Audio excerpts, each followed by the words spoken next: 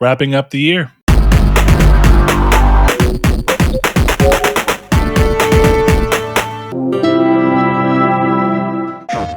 Hello and welcome to Triangle Square, the PlayStation podcast. I'm your host, Brett Beck, and alongside me for our last episode of 2024 and your first episode of 2025 is one Mr. Chris Figs. Chris, let the people know how you are. Just dandy. How are you, Brett?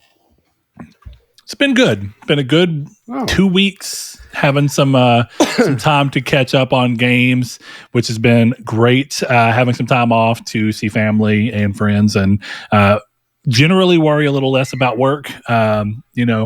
Bonus season's always a good time as well, which tends to be a thing. So it's good times over here.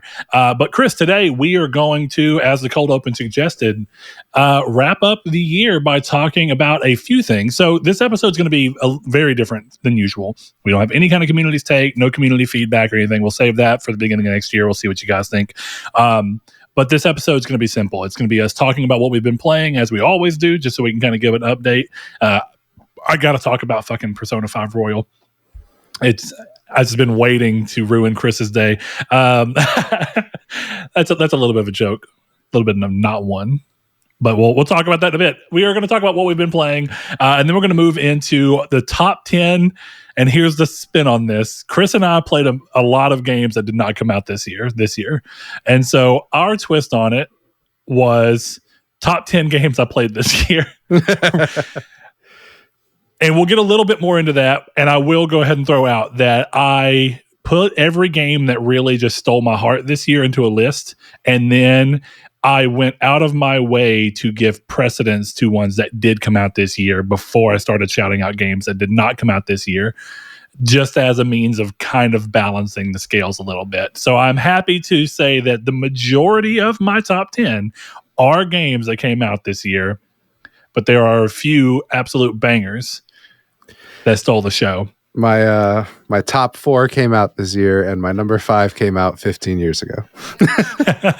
And there we go. We'll talk about that in a bit. We're also going to wrap up, and I'm gonna let Chris kind of briefly explain these, because I think this was more of his idea, and I like it in theory, but I'd like to hear a little bit more about how he wants it to go. So Chris had the idea of talking about trends in gaming, I'm assuming, that we want to take into 25, and then trends that we hope stay in 2024 in the years past. And then we're going to also talk about games that we wish we had gotten to play this year. And I'm going to assume that those are primarily games that came out this year that we did not get around to making time for. And then lastly, our most anticipated games of 2025. So sit back, relax, grab some popcorn. I don't know how long of an episode this is going to be, but we're going to, within reason, go until it feels like we've wrapped it up.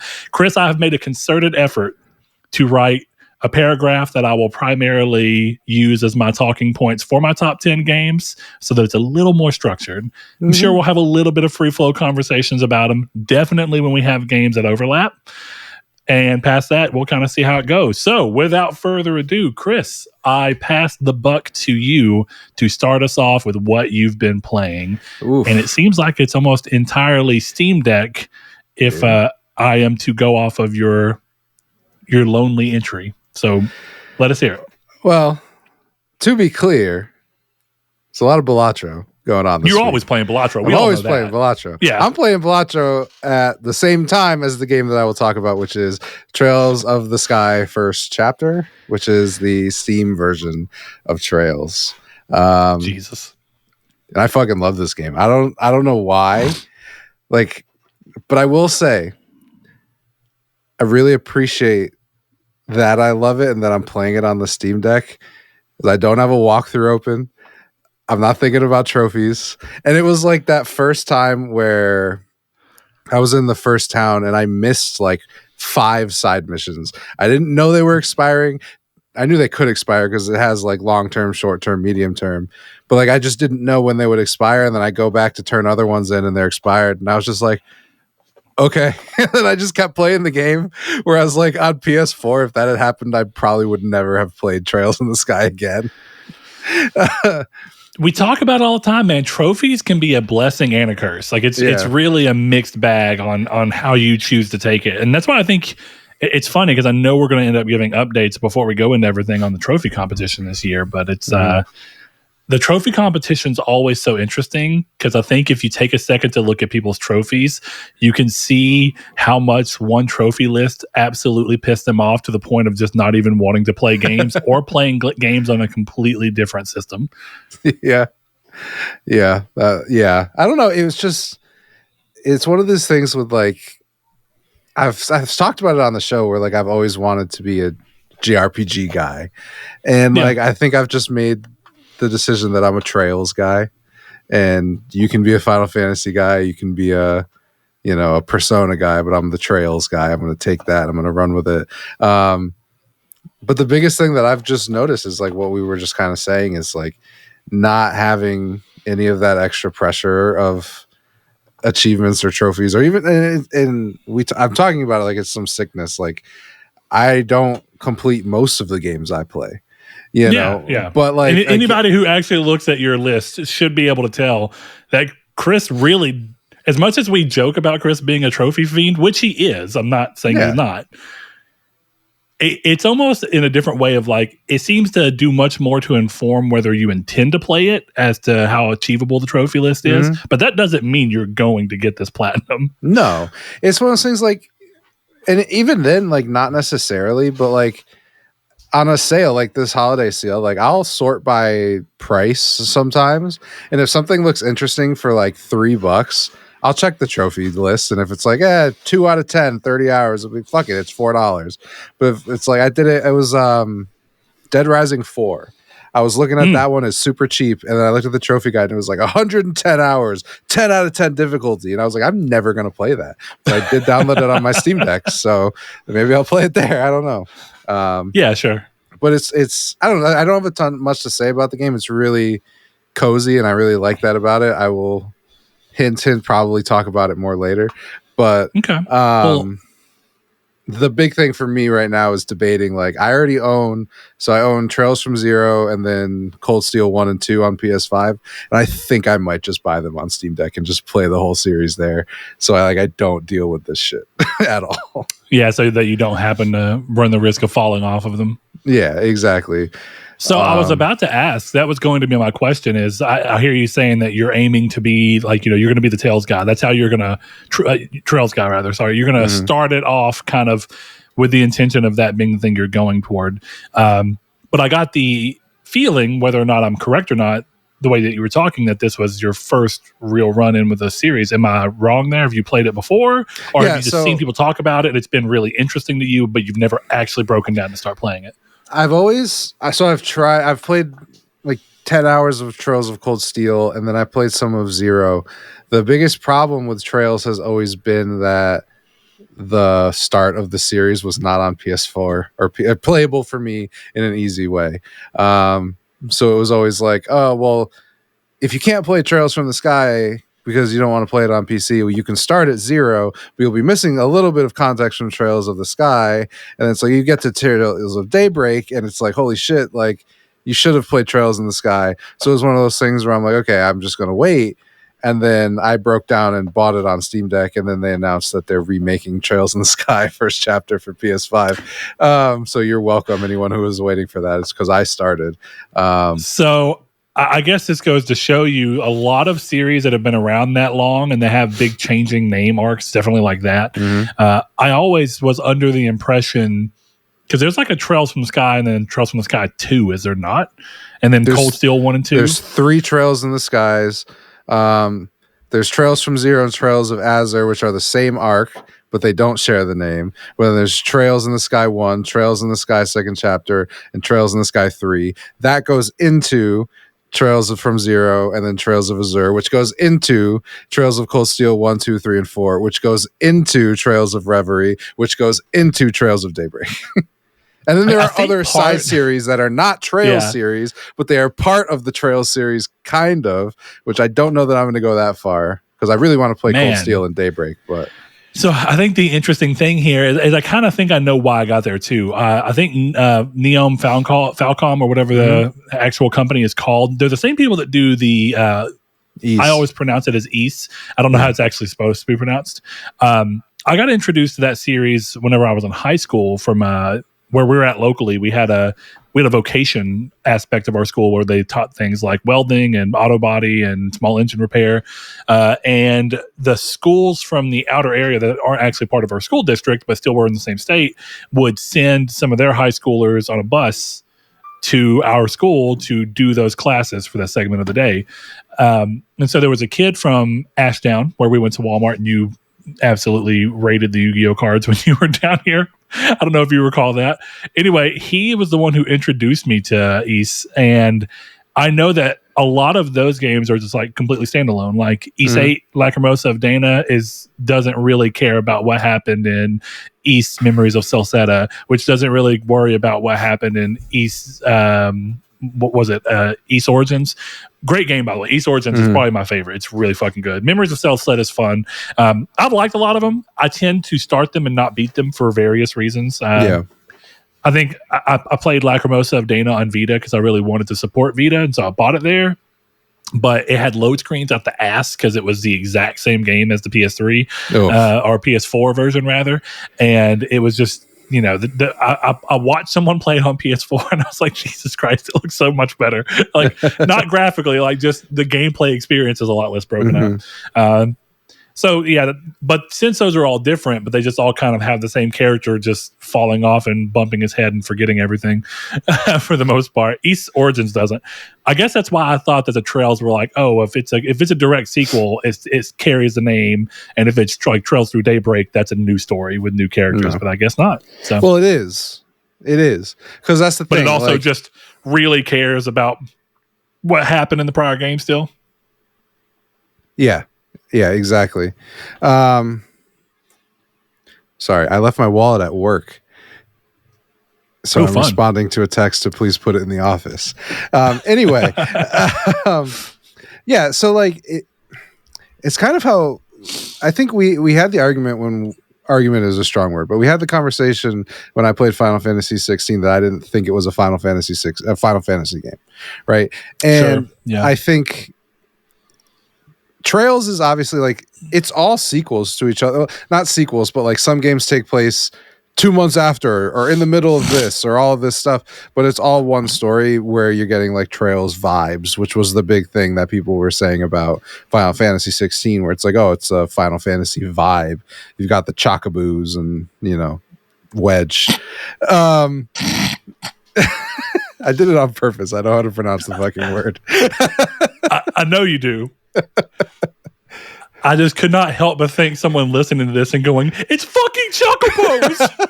You can delete your comment. I know it's Chocoboo, Chocobob.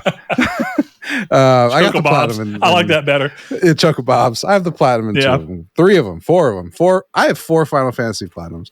Anyway, I got them Final all Fantasy 1, 2, 1, 16, and Crisis Core and Crisis Core.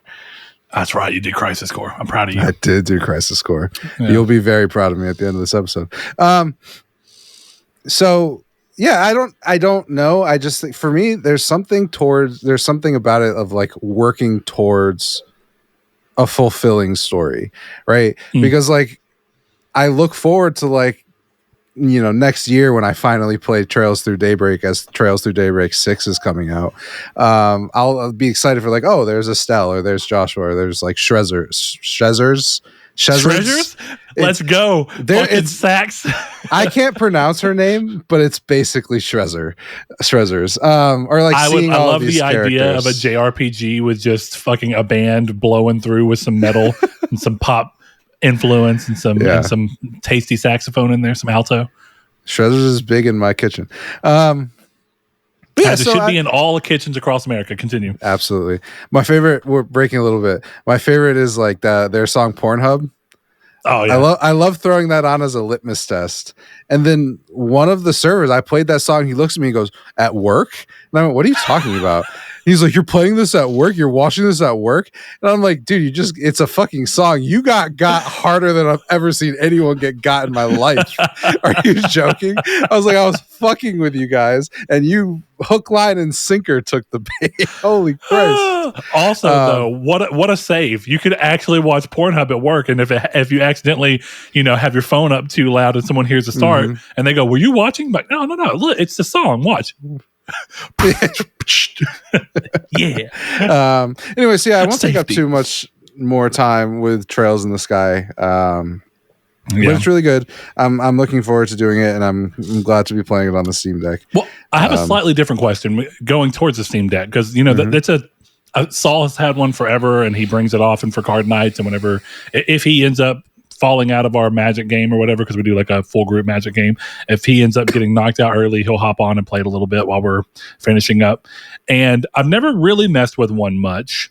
I kind of basically know how they work, but more in the playing experience, how do you feel about it? Because for me, and this isn't to, I'm sure that yours is a little different, but I really like portable systems to feel more portable. And one of my biggest reasons I don't play the Switch is I just don't feel like it's very easy to take places. And it depends on what you're doing and what you mean by taking places. But one of the things I loved about my Vita, and like I used to take it with me to work because I could just literally have it in my back pocket, and whenever break hit, I can go walk around and do whatever and pull my Vita out and start playing it.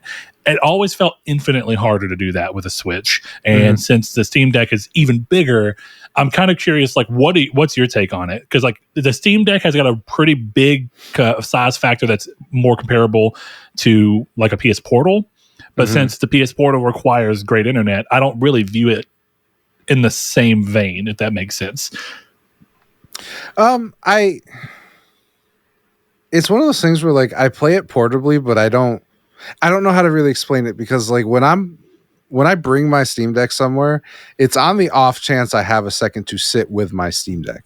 Sure. So do you primarily play it at home? Yeah, that's basically, I've had Sopranos on or Balatro on, and then I've been playing Trails of the Sky on my Steam Deck, just sitting in this chair, just sitting and playing the Steam Deck, or in my bed. Like it's been like, it's one of those things where like it's actually given me better sleeping habits, because instead of sitting here playing video games, I'm in bed, tucked in, listening to my podcast that I'm going to put on to fall asleep anyway, and then playing the Steam Deck. So instead of sitting here until 3 a.m, I'm sitting there at 11 and falling asleep at 12 o'clock. So it's actually better in that way. But for me, it's just like, there are experiences that I want to have on PC, like a game I'll talk about later, which is Echo Point Nova. I've wanted to play forever because it looks fucking sick. And it's only on PC, but like I don't want to play on a PC, right? Yeah, I get it. Yeah. I want you to play want on a something Steam Deck, that so like is at least somewhat bridging the gap between the ease of a console. And exactly. I mean, that was my other question. Is I've kind of asked Saul about it, but as far as the Steam Deck goes, it is ultimately still a PC, and it still ultimately has all the same adjustments and ability to adjust your games down, though it also has things like user profiles where you can just download where someone's like, hey, this is my settings and I really like them, and as far as I know, you can just install that onto the game and it'll change all the settings for you to be optimal for Steam Deck. So what I was going to get at is, how much time do you feel like you're spending finicking around with settings and stuff to make the play experience comfortable? Good. 0. It's the thing is, like, if you've looked at one, right, it's basically a portal, right?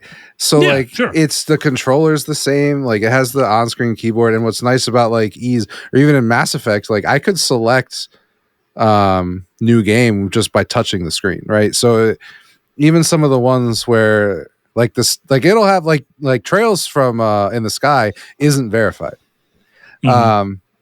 And actually, Trails 2, the game I'll play next, it says unsupported. But like all you have to do is just look at the forum, and like I think I made the joke in our Discord, Trails in the Sky is unsupported because the text is too small. Right? Like it doesn't make sense. Like they're basically like, it's not a good gameplay experience on this screen size, therefore unsupported. And it's not even that it's not a good experience, but like you're wearing glasses. Like without your glasses, you might not be able to read the game. It doesn't affect me. My eyesight's fine.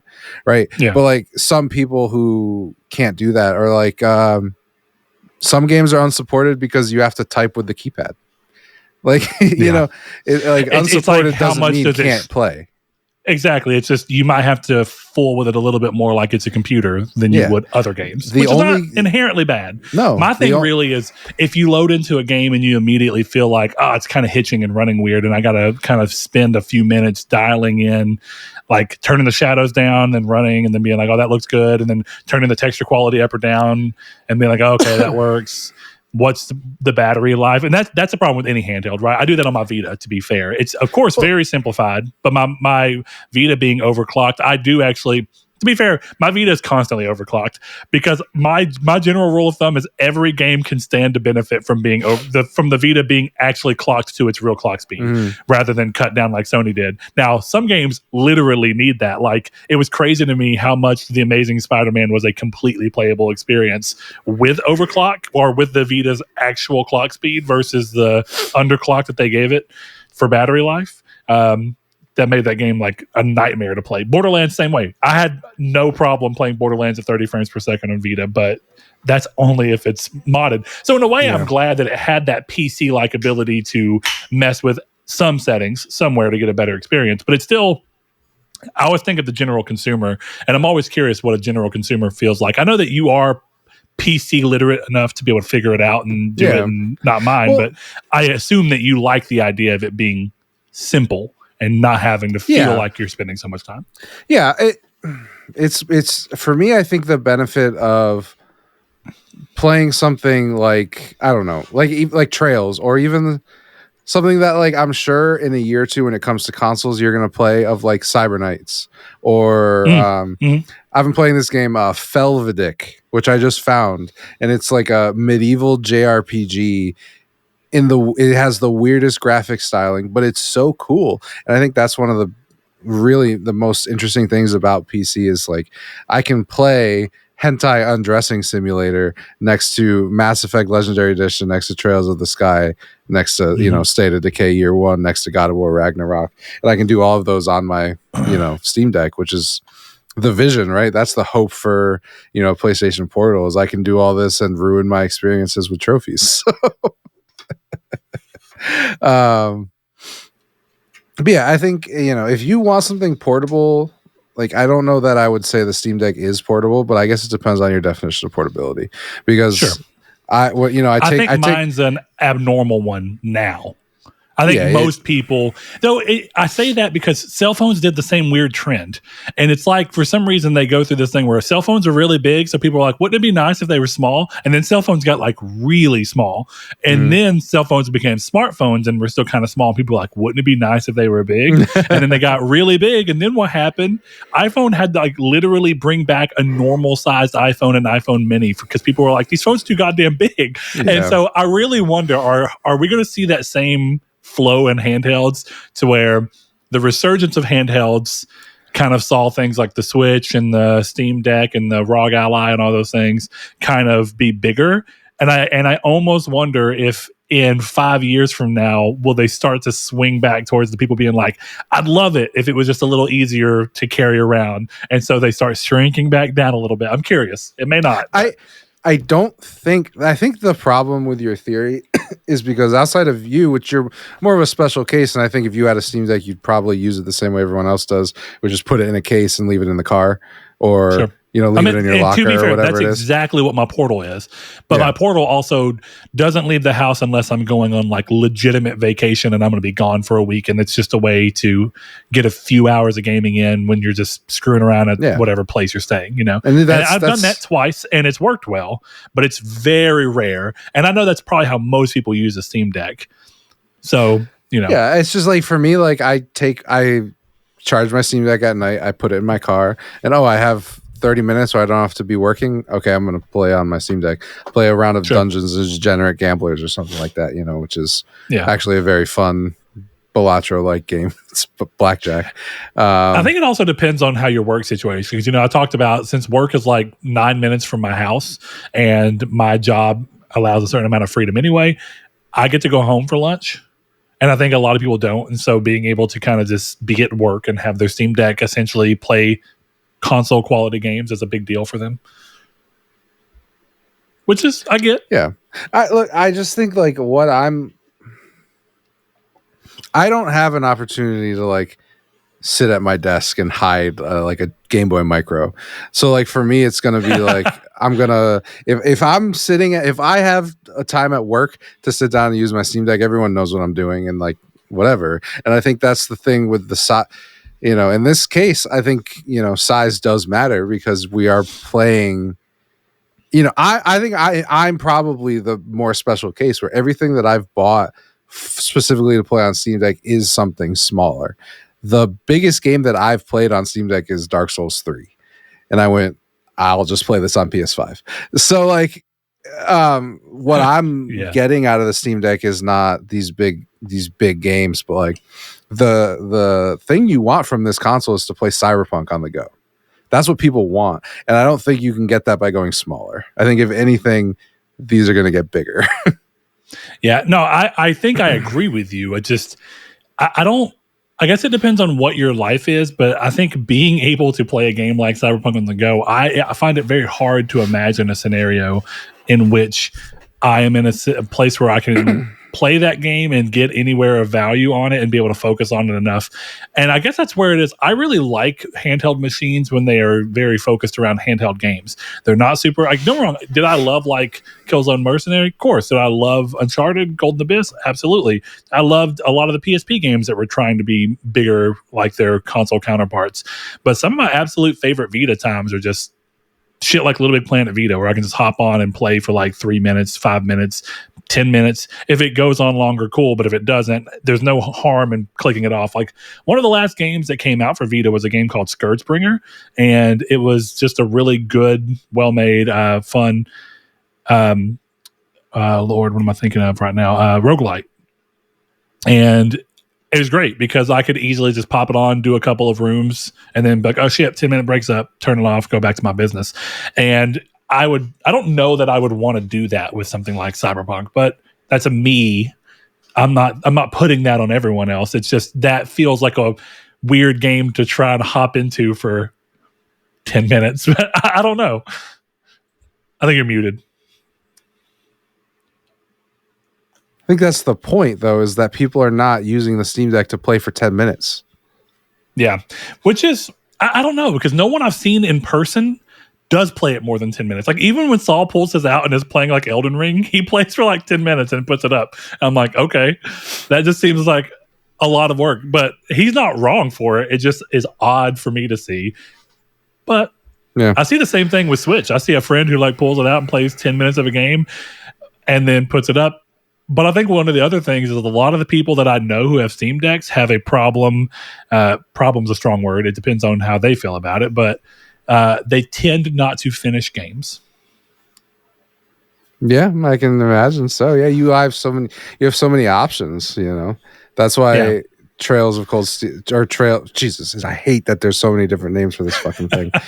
That's the thing with Trails in the Sky is like. It's keeping me into like I think I've put like 25 hours into it. Sure. That's something I normally only do on console. Other than Marvel Snap, most of my games are at like 2 hours. He turned it on and went, oh, pretty. That's usually how most of my game time on PC is. But like, so I don't know. It's an interesting thing. I like it. I like being able to just sit wherever I want. I think sometimes portability is just not having to sit in the same chair. That's fair. I think that's why a lot of people like the Portal. And I guess I liked it because if my wife wanted to watch TV and it was the right game for it, like Cat Quest or something like that, or Control, where I'd already played it and I was kind of replaying it. Yeah. And I'm doing like side missions that I already remember. It's easy to just be like, cool, we can watch TV together and I can still get a little bit of game time down. Like I think Portal's great for like trophy hunters for damn sure. So, that doesn't necessarily translate over to Steam Deck well because there's no trophies. Well, I guess there is now because there's Steam achievements, but I know there's Steam achievements, but now you can even literally get PlayStation trophies on PC. I don't want to know that. I don't want to know. I don't care. Yeah. All right. Well, let me run through Chris. I have to talk. Unless you have something else you want to throw in there. I was just going to say I wanted you to see the trailer for that game I was talking about. I wanted you to see the art style because I think the art style will appeal to you. Fell of the Deck. people if you're curious. It looks like the Stained Glass Man, sort of, from Sherlock Holmes. It's an old movie. It's like one of the first CG characters in film history. Fuck. Okay. I'm going to watch that in a bit. But for the time being, I'm going to move on and kind of briefly run through the games I've been playing. Most of them are brief anyway. But revisiting Persona 5 after kind of being... I don't know what the right word is, disillusioned with 5 towards the end and feeling overwhelmed by it and just tired of it and wanting to be away from it. I don't know what it was, but I decided randomly that I was going to open up Persona 5 and just see if I could get through the royal content, since I knew it was basically like 1 month of in-game days that I'd have to play. And my brief setup for it is... Persona 5 both makes royal content makes Persona 5 both a better game and exacerbates the exact same problems that the base game had in the weirdest of ways. I think when the game is firing on all cylinders with the royal content and it's really delivering something new and moving time forward well, the writing is very top notch. They're doing a lot with these characters that, even though you saw them in the main game, since they were kind of supplemental with royal in general, you get to really see them come into their own during the royal content. So you get to really see those two characters, which is great. And a little bit more time with a third character that you spend a lot of time with in the first game, but you get to see them in a slightly different light. All that was really cool. I think that it kind of brought back the mystery element, the drive to want to see something through, wanting to look at a villain and be like, oh, he's like a good Thanos villain, where it's like, I understand where he's coming from, even though I think he's wrong. Bad execution. All that was great. Huh? Bad execution by Thanos. So with all that in tow, I really like a lot of what Persona 5 Royal did. And then at the same time, I feel like, and I don't want to spoil, so I'm going to kind of talk in a way where there's some scenes where something happens and all the characters are like, oh, hey, sorry. And then the game forces me to go through an entire week of going and every day seeking out a character, finding them, hanging out with them in their room so they can tell me sorry for the exact same shit. And I was just like, this is exactly what I was talking about, where the game already did this and no benefit at all that I could see for having me do that extra week of in-game days. And I was like, this is just so weird. And I know that there must be people who really like that this happened, but it literally was like the same thing that we just went through. And it felt like a waste of my time. And I hated that. I was like, why? Now, flip side of that, one of the cool things I liked about it, and it made me think about this aspect of Persona 5 as a whole. I think one of the coolest things about Persona 5, both Royal and the main game, throughout that week, when you're having to go and find the characters in order to meet with them and hang out with them, the game does not allow you to fast travel. And it makes you have to walk to the subway, catch the train, go walk around, find where they are by different means than what you eventually get used to in the main game, where you're just like menu hopping and being like, go here, here, here, and you're quickly going across. And that made me think that even in the main game, the game starts off that way. And as it slowly branches out its world, I think Persona 5 does an oddly good job making you feel connected to the world, in the sense of there's a sense that the world actually has to operate, because of the fact that you've got to catch a train, you've got to go here, you got to go to this gate in order to find this to go to the school. And it feels oddly connected in a way that surprisingly some open worlds don't even feel. So I thought that was pretty neat to think back on. I think thematically, Royal's content is incredible, and I think it actually succeeds at what a lot of the base game was trying to do, and it does it more succinctly. And then came the end. And I think that this is one of the things where I'm very curious to hear other people's thoughts of the game. Was like building and building. And I was like, hell yeah. Even though I'm having to fight the final boss 5 times because this is a JRPG and it's a little annoying, but it's okay. I'm still in for the ride because the story is getting in a good spot. The music's hitting. It's very epic. And then the game ends. Or sorry, the climax comes. And then the game went on for like another 2 hours. And I just remember being like, I don't feel like this helps the game at all. If anything, it's taking away from how high I felt off of that final boss fight in that final moment. And it was just like I was talking about in the thing, where I felt like they felt like they had to wrap something up that I didn't feel like they had to wrap up. There was like 2 in-game days that I was like, okay, those would have been fine. And I remember being like, okay, it's got to be over now. And it kept going. And then more days. And then another date. And then, okay, more days. And then talking to your friends. And then more days. And then riding in the car. And then more days. And then credits that you can't skip. And then guess what? Another cutscene that just completely underlies the entire sacrifice the game talks about all at once. And I just remember being like, I'm so back and forth on this game because I loved Royal and I fucking hated it, all wrapped up into one. And I feel like a crazy person because of this game. And I'm glad to find out that I'm apparently not the only person who has somewhat experienced this. I have some local people who I talk to about games occasionally, and I know a number of people that like, I love Metaphor, but Persona 5 just, I couldn't do it. And I thought, weird, but interesting. So there you are, Chris. Royal's both great and has all the same problems that the main game has. So what else have you been playing? All right, quickly, Tribreaker, which is the sequel to Twin Breaker. It's fun because it ends up ultimately acting as a collection of arcade-inspired minigames that all kind of use this bullet that, you know, the ball from the ball breaker as a in-between elsewhere. It's neat in that it's fun because it bounces around, but it's a lot less focused as a result. And as much as I love the game, and I think it was really good, I don't think it's as good of a game as Twin Breaker, but it was still fun to platinum for the PS4 version. And I'm pretty far along in platinuming the PS5 version, even though, as Chris filled me in on, the platinum for the PS5 version is significantly harder. Which I don't mind. It's pretty fun. But I think it's cool. Yeah. I don't know. It's like a cool thing to do, but at the same time, it's kind of like, I don't know.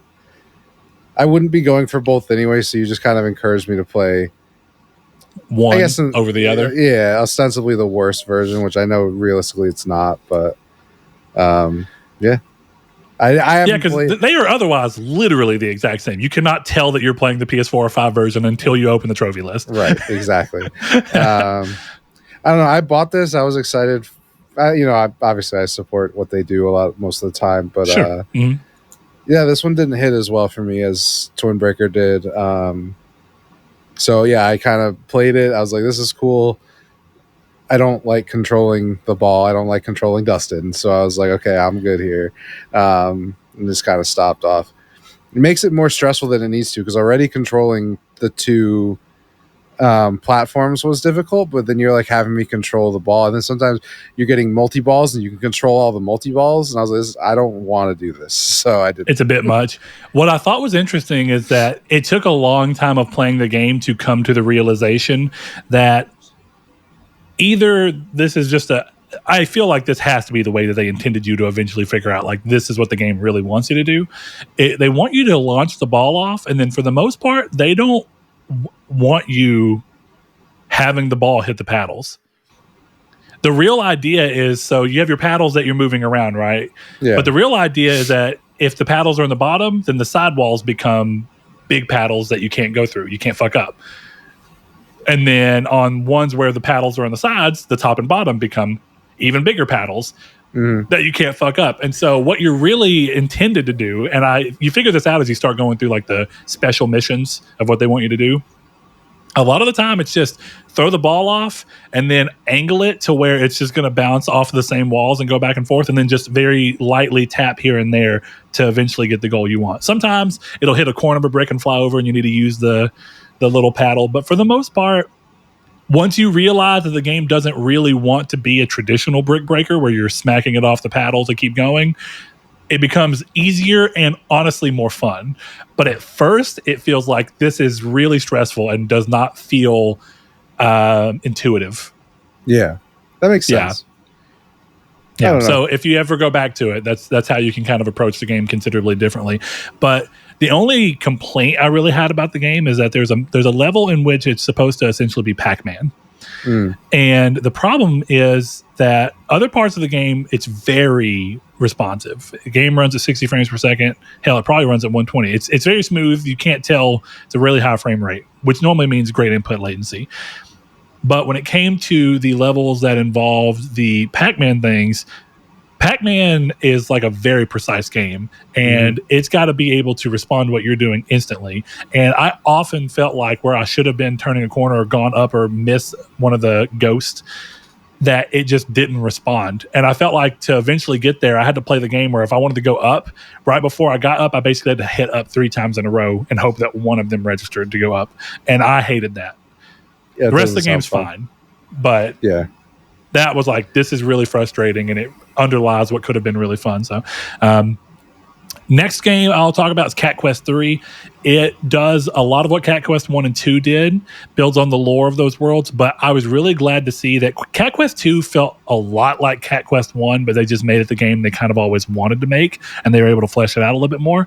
Cat Quest 3's got a lot of familiarity, but the real fun is that they took a good opportunity to move away from the more fantasy-inspired thing and move into, as much as I normally would hate to say this, ship combat on this so that you can like sail between the islands, and there's ships that are out there, and the ship becomes like an integral part of the game.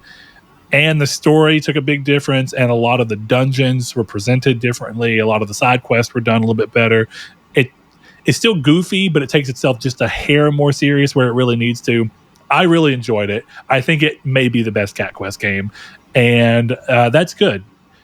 On a series like that, it'd be really easy to have diminishing returns, and I feel like they've continuously gotten better. And thankfully, this one was better without the caveat of going, but it's too much like the last one. So, awesome. Got 2 more games. First one I'll talk about is a game called Neva, and it's from the studio who did Gris, and it is a perfect Brett game. Oh, yeah. I'm not going to talk about it a whole lot here because I'm going to go ahead and spoil. It is in my top 10, and I will love to go into more detail in it there because I think it rests alongside a bunch of other games that I think act in... The real thing I can say is that coming off of Persona 5 Royal, where it's very dialogue heavy and they're trying to tell you a very specific story that there's not really as much room for interpretation on. I like that Neva is a very broad strokes, moody, vague piece that is clearly telling a story, but its lack of dialogue leaves a lot of room for you to kind of go, what is this story to me and what am I taking away from this? And I think it's the type of game where if you ask 10 people, they probably have 10 completely different things that they would tell you that they thought the story represented.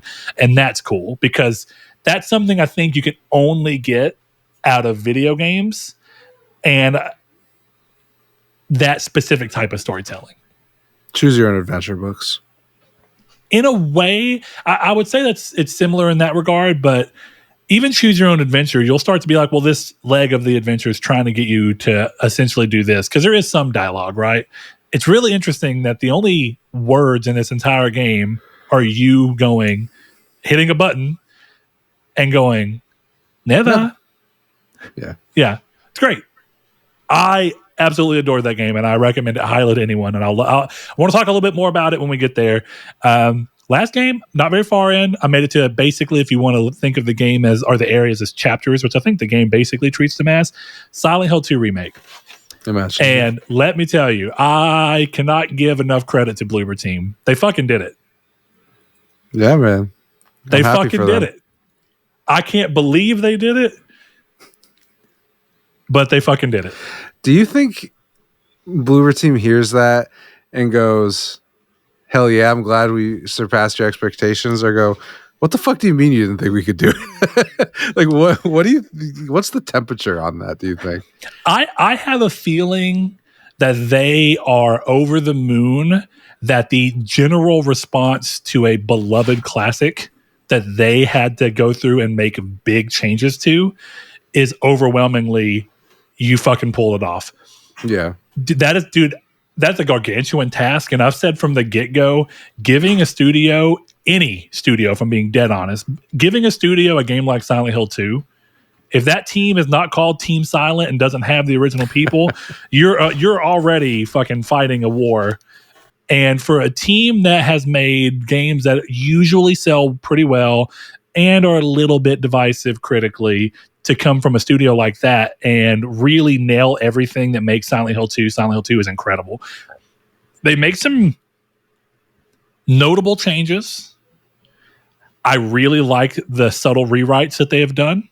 I really like the performances that are in the game so far. The acting is very good.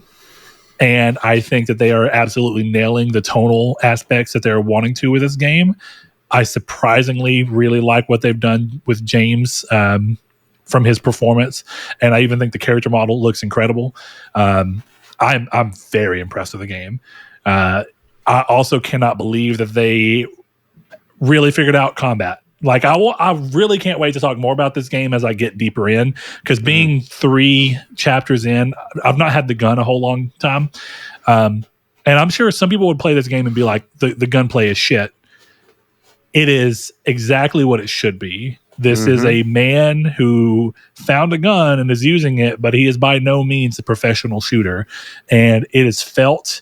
And this is a good example of where I say, like, gaming can tell stories in a way that movies just can't.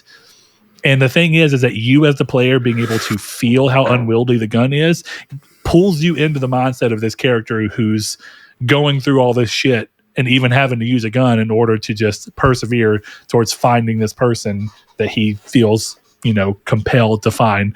And it's great. My wife has been watching me play it, and she never has seen the original. So she's just like, what the fuck? And I'm like, yeah, just wait. Yeah. So very excited. I think they did a great job. I want to give them a little golf clap. Shout out to Bloober. And you could confidently tell me that they're going to make a Silent Hill 3 remake now. Not that I think they should necessarily, but I would not question it any longer. I'd be like, okay, you got it. Yeah. It's always impressive when a studio pulls off a really good reimagining like that. I love that stuff. So I'm excited to finally play Silent Hill 2 at some point and see the reimagining of a classic. Yeah, because you got like a scratch of the original. And I think the original still holds up pretty well, all things considered. But combat sucks in 2. And 3, combat's pretty good in 3. If you ever get around to playing Silent Hill 3, for what it is, combat's way more important in 3, and so they spent more time making sure it's good. Combat in this one's a lot better. It's still frustrating. It's meant to be frustrating, but it feels thematically on point, whereas it felt frustrating beyond being thematically tied in Silent Hill 2. It just felt like they didn't have the chops to make the mechanics of the fighting work right, so they just worked with what they had. But the rest of the game was amazing in spite of that. Yeah. I like that this game gets to go, hey, here's all the things that you loved with a little bit of a new twist here and there on them. Also, combat is respectable. That's nice. Yeah. No, it's good. It's nice to hear that sometimes a gameplay decision that might seem worse actually does help make the atmosphere of a game significantly better. Yeah. You going somewhere with this, Chris? Yeah, it's almost as if when you put moving and shooting in a survival horror game, it stops being a survival horror game and becomes an action game, which is not the genre that this game was before. So it is not a remake of Resident Evil 4. It is an action thriller reimagining of Resident Evil 4. And that can be better, but it's not the same fucking game because it is an entirely different genre of game. I'm not even wrong about this. That's the thing. Like I'm objectively right. So having to stop and shoot makes Resident Evil 4 scarier, but it's not scary. I don't think that means it changes genre, though. But it 100% changes the genre. I do agree that it goes from being a scarier survival horror to a more action-y survival horror. I agree with that general statement. There's no risk anymore. There's no, I need to decide to take my shot. It is an action game that has scary monsters in it. Yeah, I've not played 4 yet. So does fucking Borderlands. I don't know what to tell you. I haven't played 4's remake. But is it not more like Dead Space, where essentially when you go to aim, you can move, but you're just very slow?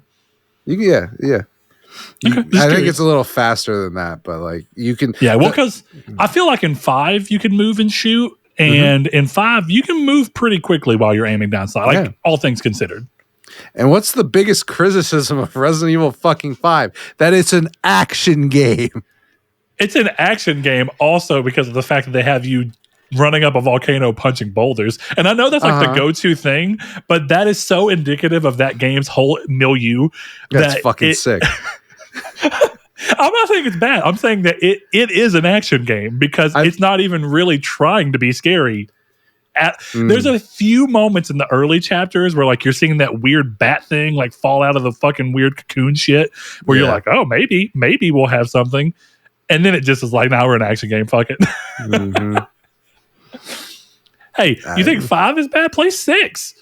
No. 6 has got more of a 6 feels more like visually it's trying to be a horror game. Gameplay wise, it does not give a shit. Yeah. There's different degrees of action game. This is a action thriller. That's okay.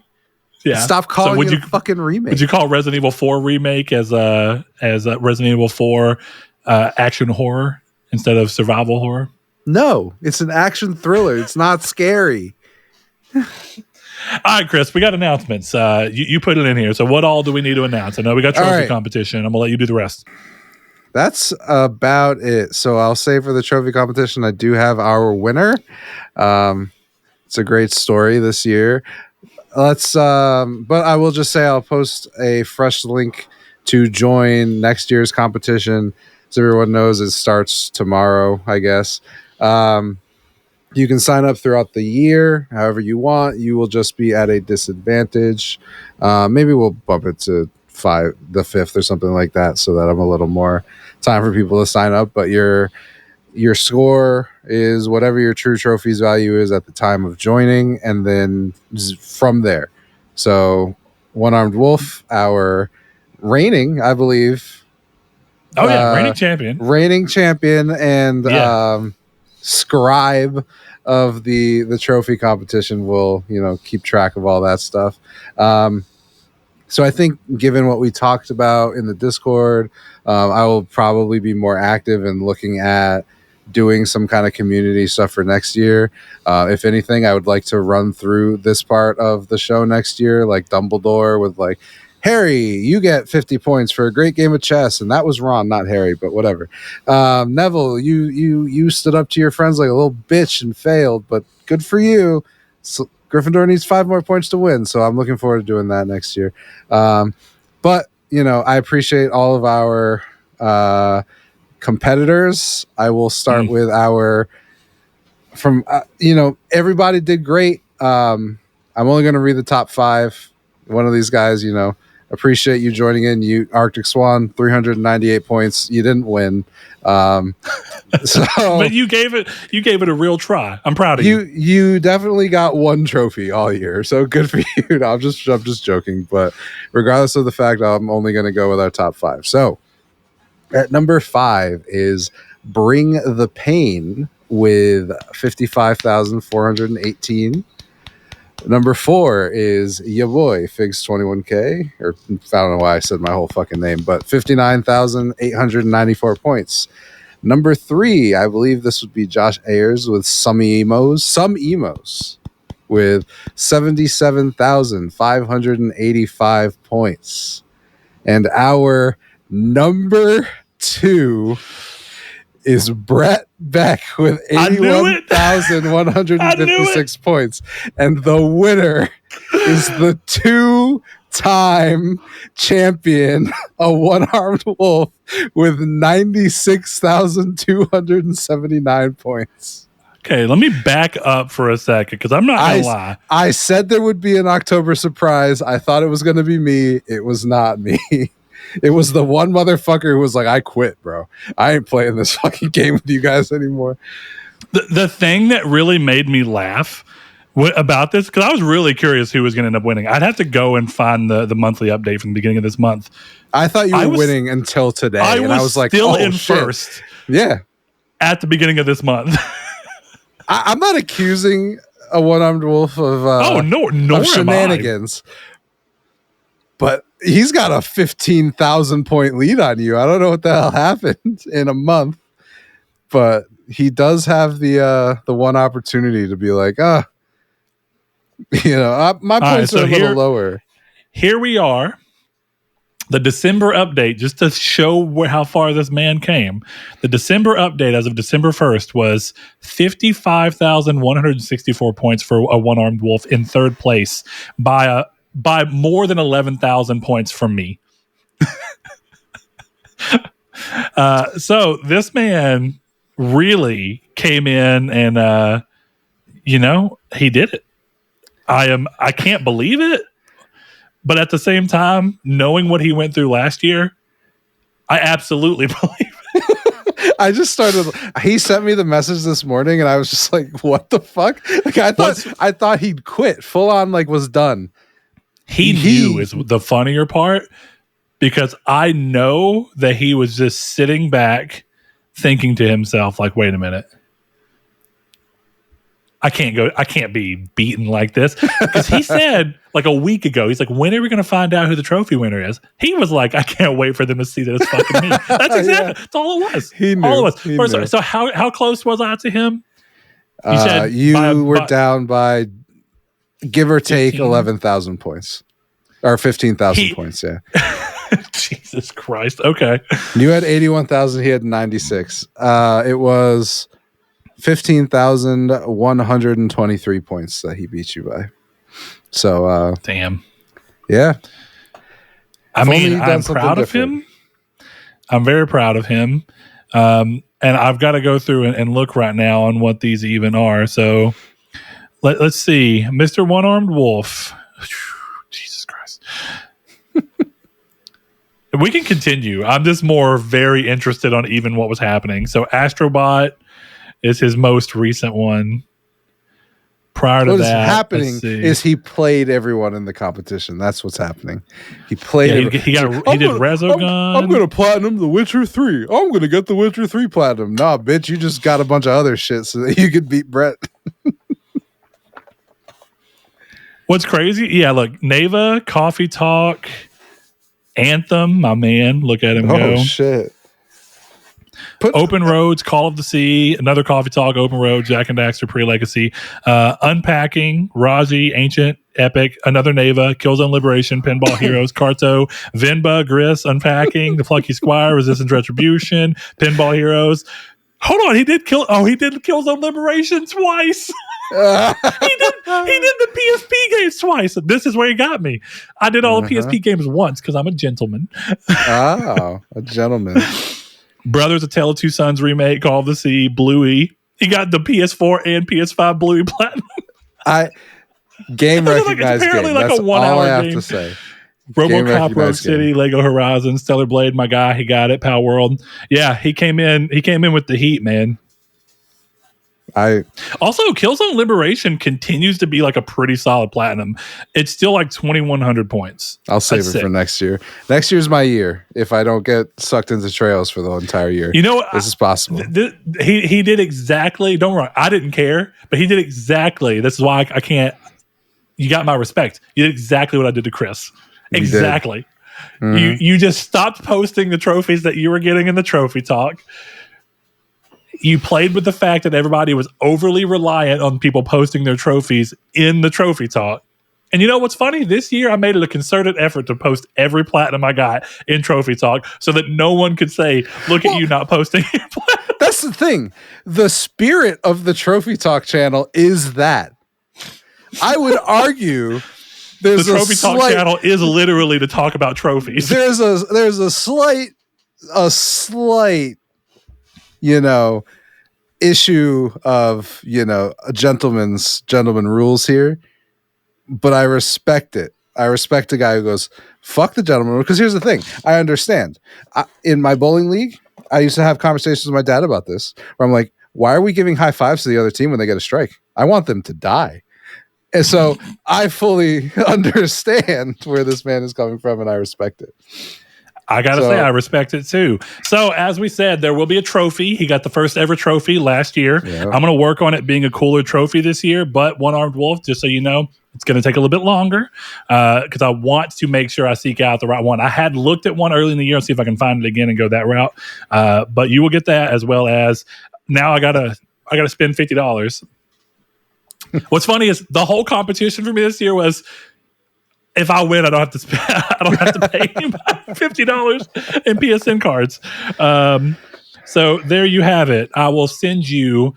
I will send you 5 $10 PSN gift card codes. Yeah, because I'm gonna break a wall for you. I have so many reward points that expire today. I have 38,000 Sony reward points that I cannot use after today. It would make way more sense. Well, I get them back in March once they converted to PlayStation rewards. But right now, it makes more sense to just spend $50 out of that, which is 5,000 points. So, congratulations to a One-Armed Wolf. I'm sorry, yeah, Brett. my man, you did it. It's okay. I gave it my all, and I got a lot of. I think this is the most trophies I've gotten in a year. Still, I have to double check for last year. Impressive. You had what, 40, 50? Something like that. Yeah, it's pretty high. So I'll go through and double check my number, but. Game recognized game. Congratulations, One Armed Wolf. We'll be in touch. We'll be in touch. That was not the reaction I expected from you. I'm going to be honest. Did you expect me to just be destroyed?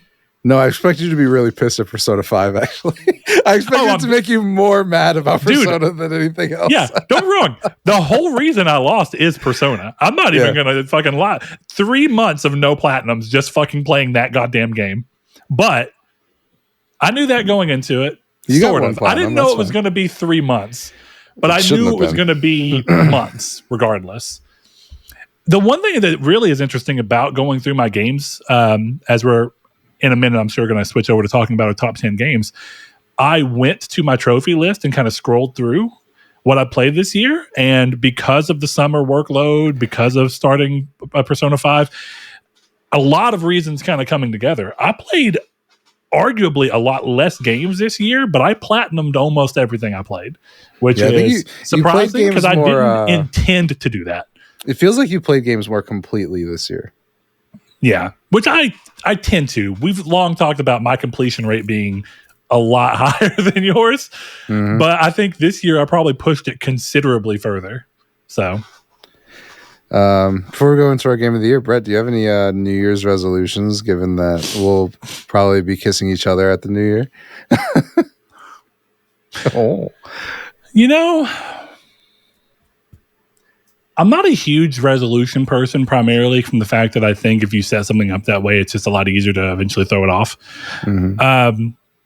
Generally speaking, the thing I keep saying is every year of gaming, I feel like I learn a lot about my own gaming habits and what I like about gaming and where I'm at in my life and how that can tie into my hobby of gaming. I intend to continue my goal of buying games when I'm ready to play them, which I have done all year long, and it has served me much better. I've saved far more money. Arguably, I've saved far more PlayStation rewards points because I haven't bought anything with money that wasn't a collector's edition this year. But still, and I also think it made me feel better about not having a ton of games that I had bought that I've not touched. Yeah. And part of the reason I kind of know that is, I guess this is going to go into dealing with what you consider a backlog to be. Whenever I was kind of in between, right after Life is Strange, I didn't know what I wanted to play next. I didn't feel like diving into Silent Hill yet. But I was just kind of like, what do I want to play? And I have owned Tales from the Borderlands, or new Tales from the Borderlands, for like 2 years because I got it for like fucking $10 off of Amazon. Is that the sequel, or? It's the sequel that Gearbox did. And I put it in, and I loaded the game up, and I could not make myself hit new game. And I took it out. And unfortunately, I'm pretty sure it's on my trophies now, even though I didn't earn anything because I started the game. I think I can delete. Yeah. And yeah, I just don't think I'll ever play that game. And it's a good reminder to double down on don't buy the game until you're ready. Because if you wait until you're looking like, what would I like to play? I think you'll be more open. There's almost something daunting about having a game for a long time, because you start feeling this pressure of like, well, I should have played this by now. And it starts feeling like it's putting too much pressure on you to play it right then. And even if I would have chosen that game naturally and bought it right then and there, I probably would have actually played it. But there's some aspects that I was just like, it's not working for me. Mm-hmm. It's a sunk cost at that point, when you first buy a game, that's when you're like, okay, I'm ready to play this. But like, I've got games sitting on my shelf, like Lost Judgment. I loved what I played of the original Judgment. I'll never play Lost Judgment. It's been sitting on my shelf for 2 years. Like, it's never gonna it's still in the shrink wrap. Like, I'm not playing that. The new Tales was, and I still have fucking Code Vein in shrink wrap, and I wanted to play that game. The demo was cool. Hadn't played it. Mm-hmm. Yep. The only game I've bought recently, because it was on sale and I was like, I feel like I will play this soon, but it wasn't right then, is I bought the new what do they change the name to? Is it just still Lords of the Fallen or Lord of the Fallen, something like that? Oh yeah, I know what you're talking about. Yeah, the one that came out this year, or maybe late last year, and got a PS5 Pro patch. I almost bought it when I got the Pro, because I was like, that seemed like a cool Pro game, but it was still like fucking $50 digitally. Mm-hmm. I was like, that's bullshit. It was like $30 on sale the other day, so I got it because I'm like, I'm probably going to play it within the next month. But again, I'm trying to do that few and far between. So that's kind of a continuation on mine, because I think that's also why I've played more games to completion. Mm-hmm. I didn't feel like I had games waiting on me that I'd bought and felt the pressure to continue playing. Like, after they get so old, like new Tales from the Borderlands, it's easy to shirk it off. Yeah, but I didn't have that like, I bought Silent Hill. It was just like, nah, I'm good. I didn't buy Silent Hill 2 yet because I wasn't ready to play it. So yeah, what's yours? I think I'm going to take a page out of your book and try and play things more completely. I think that's one of the crazy things, right? Is I was listening to someone, they were talking about how they've only played 40 games this year. But they're like, I beat all of them. Yeah. And I'm like, I played 280 games this year. Yeah. I don't think I beat any of them. Like, really? Like, I'm sure I beat some of them. I got like 20 platinums this year. But like, that's not a good ratio of games. Yeah, well, that's the crazy thing, as I'm pretty sure that's right around my list. I think I played around 43 games, and I can't think of a game I'm not. I guess I didn't beat Grounded. I mean, you don't really necessarily beat that game, but I would mostly agree. I didn't. System Shock is the only game this year that I can see that I played and I really wanted to like it, but it just kind of fell off of me. I guess Dragon's Dogma 2. That's the only other one that was started this year. Baldur's Gate 3 I still haven't beat. Everything else I beat. Yeah, I think that just seems like a more fulfilling experience, It feels more fun to talk about the game because I do feel like I have a grasp on it in a way that you can't which I generally beat games anyway, but I even more overwhelmingly beat them this year than I even normally do. That's interesting. Yeah. Yeah. It's like for me recently, like nothing was hitting until I started playing Trails. I was literally like buying shit that was cheap just to see if it would hit. Nothing hit. Like that was to the point where I'm like, I just shouldn't be doing this. There's no reason for me to be looking going, oh, maybe this fucking game I've never heard of will hit. No, it doesn't, because it's a fucking being sold for 99 cents for a reason. Like, so yeah, I think that's what I want to do is like, I don't know if 40 is going to happen for me, but I would like to finish and not necessarily platinum them all, but at least be like, I beat this game. I beat the game that I started. I don't. Well, look, if you played, I think a good goal would be like, right, if you played like 200 something games this year, I think a good starting point goal would be to try and have your number be as close to 100 next year as possible. And then also see if you can roughly beat a third of them. Well, like that's the question, right? Is like, I'm never gonna beat Balatro. I'm never gonna beat Marvel Rivals. So it's one of those things where like those games exist for me of just like, these are just games I'm playing. But yeah, so that's my goal is to just kind of, I'm going to play a game and I'm going to finish it. I'm not going to put myself through another Final Fantasy 16. Yeah. But I'm going to play a game and I'm going to finish it. I think that, again, we talked about it a bunch, but I think that's the one thing that Trails really gave me, which I appreciate it for, is just being like, I don't need to think about this. And like if I want to get it, or if it's something that I want to go for, if it's easy, I'll always still check the guides and shit, but I think I'm going to stop having them up. I think I'm done with all that kind of. And I don't know what it would feel like to you, but the advice I'd give to anyone who wants to kind of slow down and complete the things that they had interest in to begin with, my real advice would be, if you can, because what I'm about to say, I feel like maybe Chris can't, and I would love to hear your opinion on it. Follow your gut. If your gut is telling you that you don't actually want to play something, or if you have a weird feeling and you think that it might be that you're essentially having that, like, I only want to play it so I can be part of the conversation right now, but there's no other drive for it, just listen to that feeling and go, no, I'm liking fucking Pursuit Force Extreme Justice. I'm just going to fucking play Pursuit Force Extreme Justice until I'm done. And then I can reevaluate whether this game I had this feeling, is that feeling still there 4 hours from now, 4 gameplay hours, 8 hours, whatever it is? Is it still there? If it is, okay, let me reevaluate. How serious do I feel like that feeling is? How worthy is it to try and chase down? Or, oh, hey, it went away. I guess I probably didn't really want to play that game.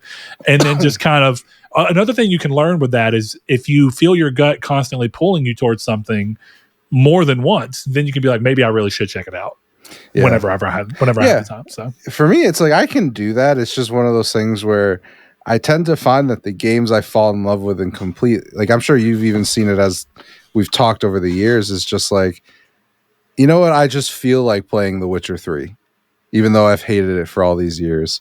Then, oh, look, I love The Witcher 3. Same with Red Dead. Both of those games were just, I don't know what the fuck I'm going to play, dude. And then I just pop them in, and Red Dead, one of my favorite games of all time, Witcher, Outer Worlds, all those kind of things were all just like, fuck it, I'm going to try this again. And I've had those with some purchases. Even, I didn't finish it, but Dragon Age Veilguard, like, that was one of those things where I got out of curiosity, and then I was like, oh, I actually really think this is pretty good. So, yeah. Well, it's funny you brought up Red Dead, because I actually think that was part of my issue with Red Dead 2, or Red Dead 1, rather. Sorry, not Red Dead 2. I think with Red Dead 1, even when it first came out, I was still pretty poor, and I had to primarily lean on GameStop's buy two, get one things to get games. And I ended up getting that one because it was so highly talked about, but I kind of think I already knew that I was kind of not in the same spot with Rockstar as a lot of people were. And I think I let the hype around that game kind of get to a point where I felt like I had to play it. And I really didn't want to, but I was in that, like, well, I need to so that I can talk about it and I can have this experience. And it just did not land for me at all. And part of the reason I know that is when Max Payne 3 came out, still a Rockstar game, and still ultimately plays a lot like a Rockstar game. I wasn't worried about anybody else playing it. I worked at GameStop. I had enough money to get it day one. I was at the store. We got paid, and I was sitting there. I was like, the fuck do I want to play? I was like, fuck it, Max Payne 3. Banger game. Don't wrong. Still has some of the problems that I have with Rockstar games, but it was so much easier to not worry about them whenever I was just like, oh, hell yeah, this is fun. I wasn't buying this to worry about anybody else's opinion. I just liked Max Payne 1 and 2 and wanted to see what this admittedly very different take on it was. So, yeah, it's you got to really learn your own shit. I think some people can, and I've done it, I think you can play yourself out of gaming by following bad habits or worrying too much about saying stuff to other people. It's weird. Hell yeah, brother. You ready to talk about the games I played of the year? Or do you want to do that last and go through the other ones? What do you think? Nah, we can go ahead and do this. I mean, it's up to you, but I'm okay with ending on our... I think it thematically makes sense to end the episode on what we're excited for 25. Sure. So you want to go 10-1? 10-1. Yeah, I'm going to let you go first. Ooh. All right. So my number 10 game I played this year is... Hold on. I got to get to my little... So, by the way, are we going to do 10, 10, 9, Yeah, I think we go 10, 10, 9, 9. Gotcha. So my number 10 game is Tekken 8. Holy shit! What a sleeper hit! Like, immediately right off the bat, Chris's his 10th game is one I don't think I've ever heard you. I've heard you say you've played it. I've seen that you've played it. This feels like a sleeper. Like I didn't even realize, Well, it's one of those things where, like, So what I really loved with this was this. I'll just read my thing. In my opinion, Tekken 8 was the most visually stunning game to come out this year. And while I haven't played it as much as I want to, the story was gripping and really started to compete with NetherRealm's Injustice and Mortal Kombat for fighting game stories. And that was the thing I loved about it, was that it was fucking insane and awesome. And the fighting's really fun.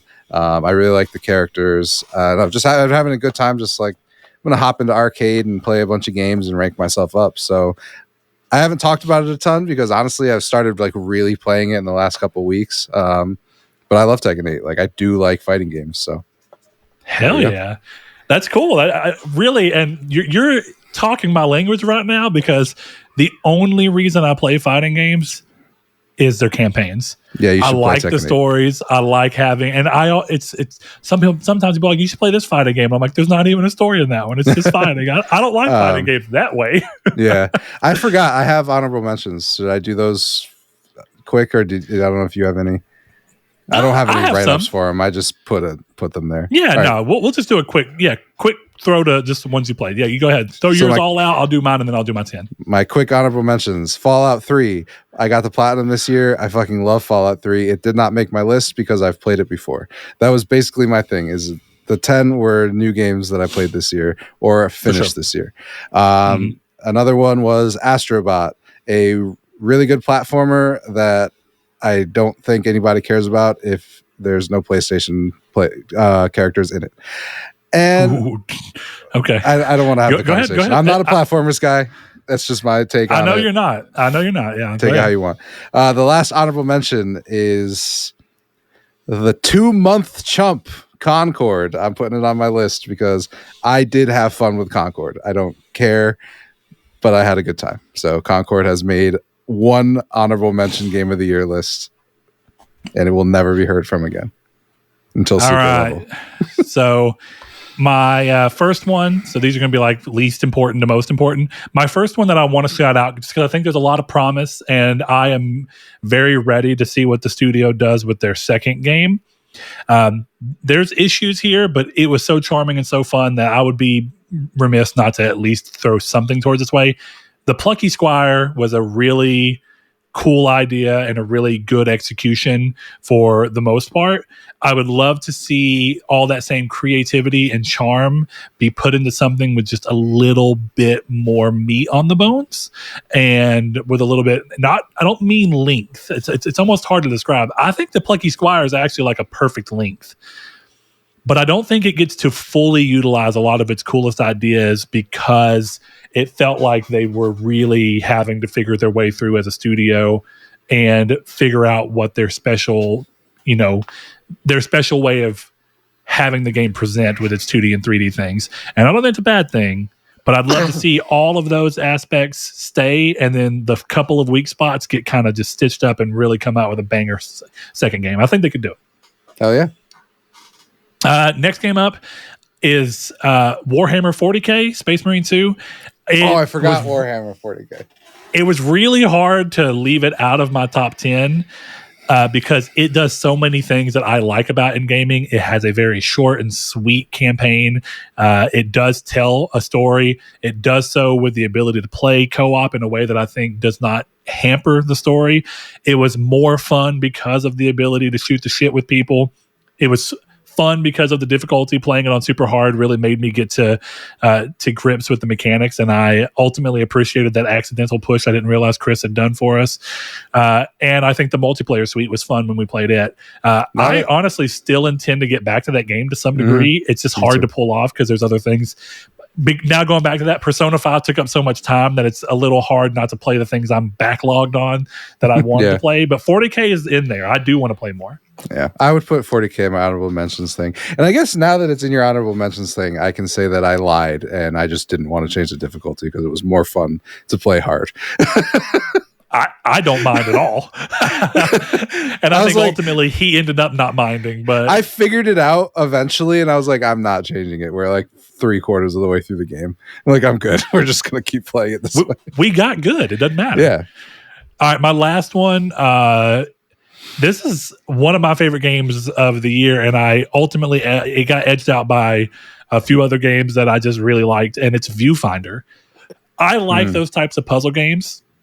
One of my favorite things about a game like that is it's open enough with its ability to solve its puzzles that there were multiple times where I solved a puzzle one way, and out of curiosity, I would go and Google people solving, like doing the level, and I would be like, most of them are doing it this way. And while I completely understand why they thought that, I remember there was one level where I looked at like 20 videos of people completing the level, and only one other person completed it the way that I did. And I thought, that's cool. Yeah, that is dope. I thought the story was really fun in it. Yeah, Viewfinder's sick. Yeah. I love that game. It's really great. And its final level, where it's kind of like a speed run, weirdly, through this area that you're trying to like. You have a certain amount of time and where you can pull these complicated consecutive events off. It's really cool. It honestly is a lot like a game I played last year finally that I loved, Superliminal. Also a really great puzzle game. There's something to be said about the story-driven puzzle game that has like a quirky mechanic that came once Portal kind of hit the scene. And there's been a lot of games chasing Portal, and I'm so glad they've been chasing Portal because I think the Talos principle is excellent. I think Superliminal is excellent. I think that Viewfinder was excellent. And there's probably a few more that I just can't think of right now. A Quantum, what the hell is that game called? Quantum Break? No, it might have been Quantum. No, it's not Quantum Leap. Quantum Error. No, it's a game that was from one of the people behind Portal, and it came out on PS3. And I remember that it has a little theme song where it's like, "Then I flip a switch and Fluffy is everything." It's like that. It's like a woman scientist, right? And she's got goop. It's not portals, it's goop, right? I know what you're talking about. Yeah, and I cannot think of it for the life of me, but I'm sure I can find it right now. Quantum Conundrum. There you go. Yeah, it was a PS Plus game. Really good. Hell yeah. I ended up playing it through PS Plus and was really glad that I had gotten the chance to play it through there. So, yeah, that's it for my honorable mentions. And I will go to my number 10. Ooh. And this will be the only multiplayer game to make my list, as well as the only games as a service to make my list. And it's Helldivers 2. Oh, okay. So, I guess Helldivers is 7 on my list. Hell yeah. So we'll kind of talk about it. My kind of brief synopsis of why I put it on here is that I think Helldivers 2, it's less seen take on focusing on player cooperation for its gameplay loop as opposed to the more competitive environment for its multiplayer, leads to an experience that creates truly tense times, which is fun, but also coupled with really joyous, fun, stupid goofing off with friends or even random people that I had a number of times. I think the developer's insistence on having someone play the role of DM to adapt the game to the player base's actions led to a really fun experience and continues to lead to an experience that keeps the fun alive while making a game that feels dynamic in the wake of player experience that I think most games as a service games cannot really hope to do to the same degree that they've been able to pull off. And lastly, I think it's just the most fun I've had in years with friends playing a game. And I think it was a cultural moment for gaming for a very good reason. Mm-hmm. It is just plain fun. Yep. And I don't think it needs to be qualified much more than that. No. So all I wrote was killing your friends is just as fun as killing the enemy. That's pretty impressive. And what's even better, I don't ever remember a time where I killed a friend and anyone was pissed about it. No. It was always funny. Yeah. It was like, oh shit, I threw a nuke on you guys. Sorry. I think what's really funny is the way the game plays into its whole thing of you're a dispensable soldier. Somehow or another, that comes into the gameplay where you're like, fuck it. Like, yeah. I know I died, but I'm just I'm a random person. Well, like, that's why I dropped this time and I'm a female. I dropped this time I'm a male. Yeah, I always thought it was funny that people would like create their character, and it was like, why is it just not random all the time? Yeah. You know, but I mean, in a way, I love that you have the ability to fully customize your armor and stuff. Definitely since they chose to have the ballsy aspect of making it to where the armor that you get from these battle passes or whatever you want, I can't remember what they're called, war bonds, actually have stat bonuses and like special abilities, because getting to that set of armor from the war bond that made it to where fatal damage would just be negated sometimes was an insane get. That's such a good set of armor. And if you didn't have it on, you felt the difference almost immediately. You're like, oh shit, this is rough. So I think that that's cool too. I think a lot of games that are in the same sphere as Helldivers 2 would be scared to have Battle Pass armor that impacted the game. But the reason that they get to do it is it's not PvP. So it doesn't matter if you have a benefit. You want the benefit, which makes you want to get the War Bond more. Because you're like, fuck yeah, I need that gun. I could use that. A shotgun that can shoot incendiary rounds? Fuck yeah, I need that. Where anyone else would just be like, oh, it's a shotgun skin. Yeah, exactly. And I don't blame them. Cool. I get it. In a PvP environment, you can't have items that do that. Because then some people be like, just because I didn't give you fucking $5, I can't even play the game fairly because someone else has just better shit than I do. You know? So I think that they did a good job of using the type of multiplayer game they are in a way that most don't get to. Yeah, absolutely. Yeah. All right, you want to go to my number 9? Let's do it.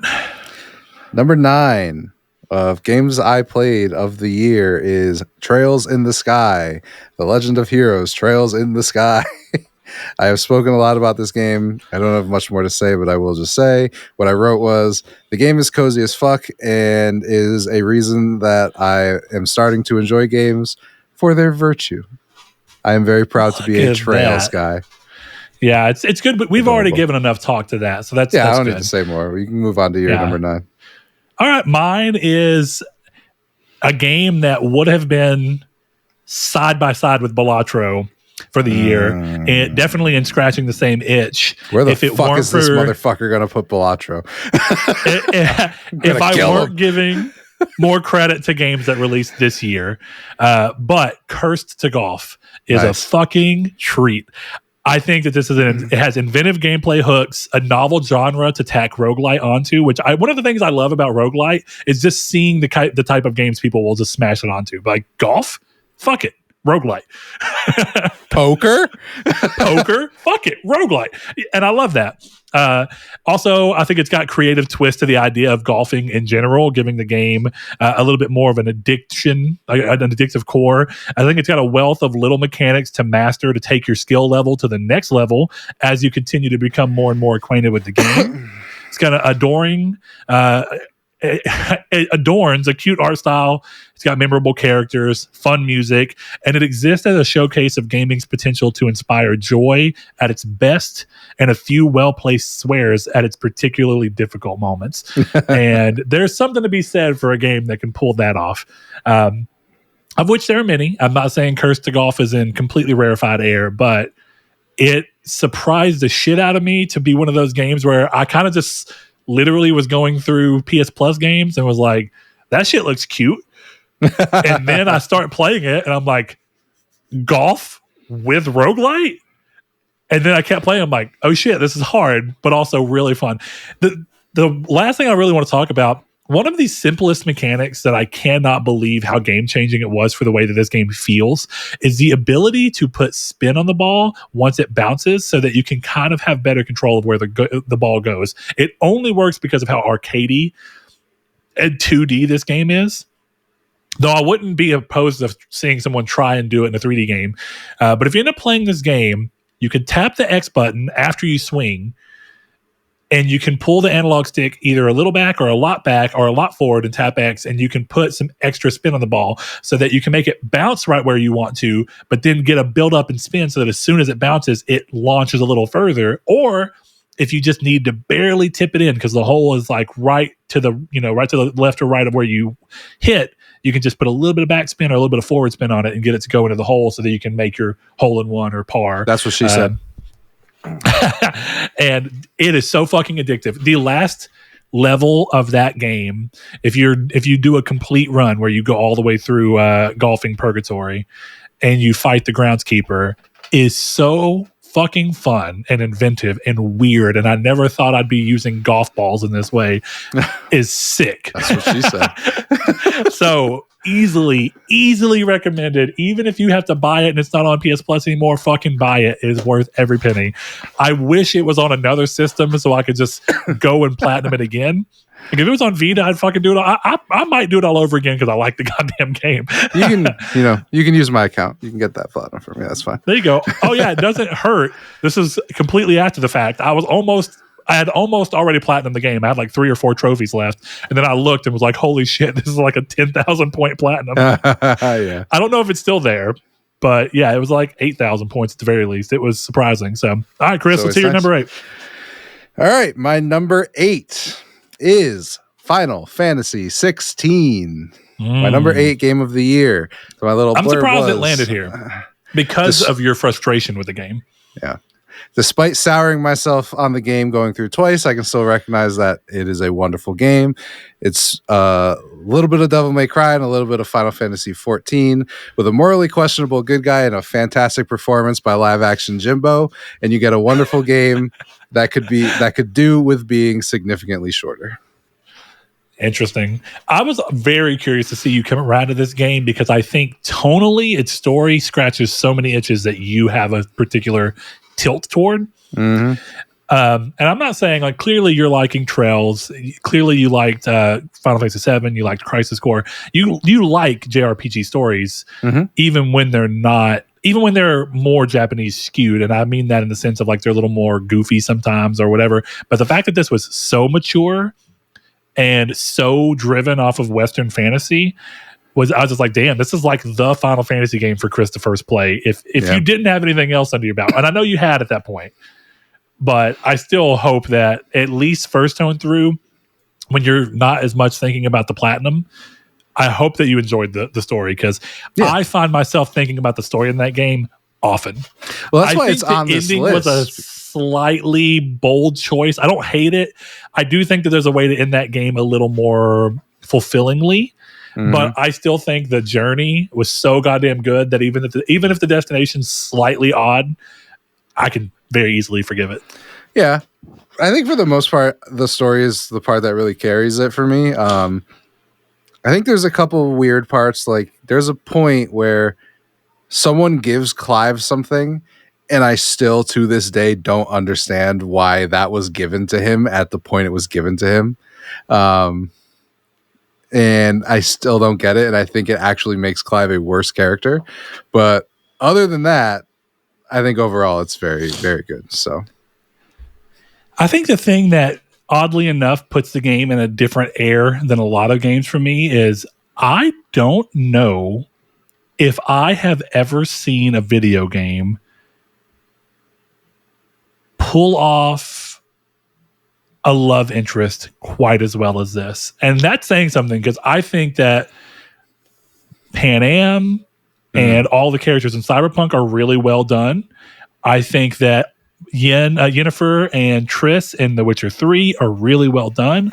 But there's something about Jill and Clive and how earnestly they approach it that when it finally happens, you're just like, my guys, I'm so happy for y'all. I don't know. It's wholesome in a really weird way, and it works. I think the game it makes you wait for it, but when you finally get it, it's like, yeah, okay. I don't know if very many stories have been that convincing in making me realize the bond between two people. I feel like a lot of stories, definitely in video games, make the characters love each other a bit too much, a bit too soon, and it just kind of feels like because they know the story needs them to end up together. Something about this one feels earned in a way that's hard to describe. Like it's clear that from the beginning of the game they like each other. Yeah, but there's like. It handles it almost very adult-like, where it's like there's so much other shit going on that focusing on their relationship takes a back seat because it's ultimately unimportant in a world where everything is fucking falling apart and there's a lot of shit that you have to contend with. And I think that it's really something to say that the only time the game has it actually have somewhere is when it's a moment between the two where they can't do anything else if they wanted to. So it's like we now have the room to breathe to actually kind of let our feelings for each other fully come out. And that's great. Yeah, absolutely.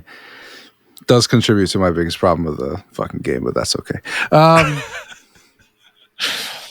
right. What's your number 7? Because we already talked about mine. Helldivers 2 was number 7 on my list. I didn't get my number 8. Oh, no shit. Sorry. 7 and 8. Let's go. Hear it up. I talked a whole lot about it. So I'm not going to go too much into depth here.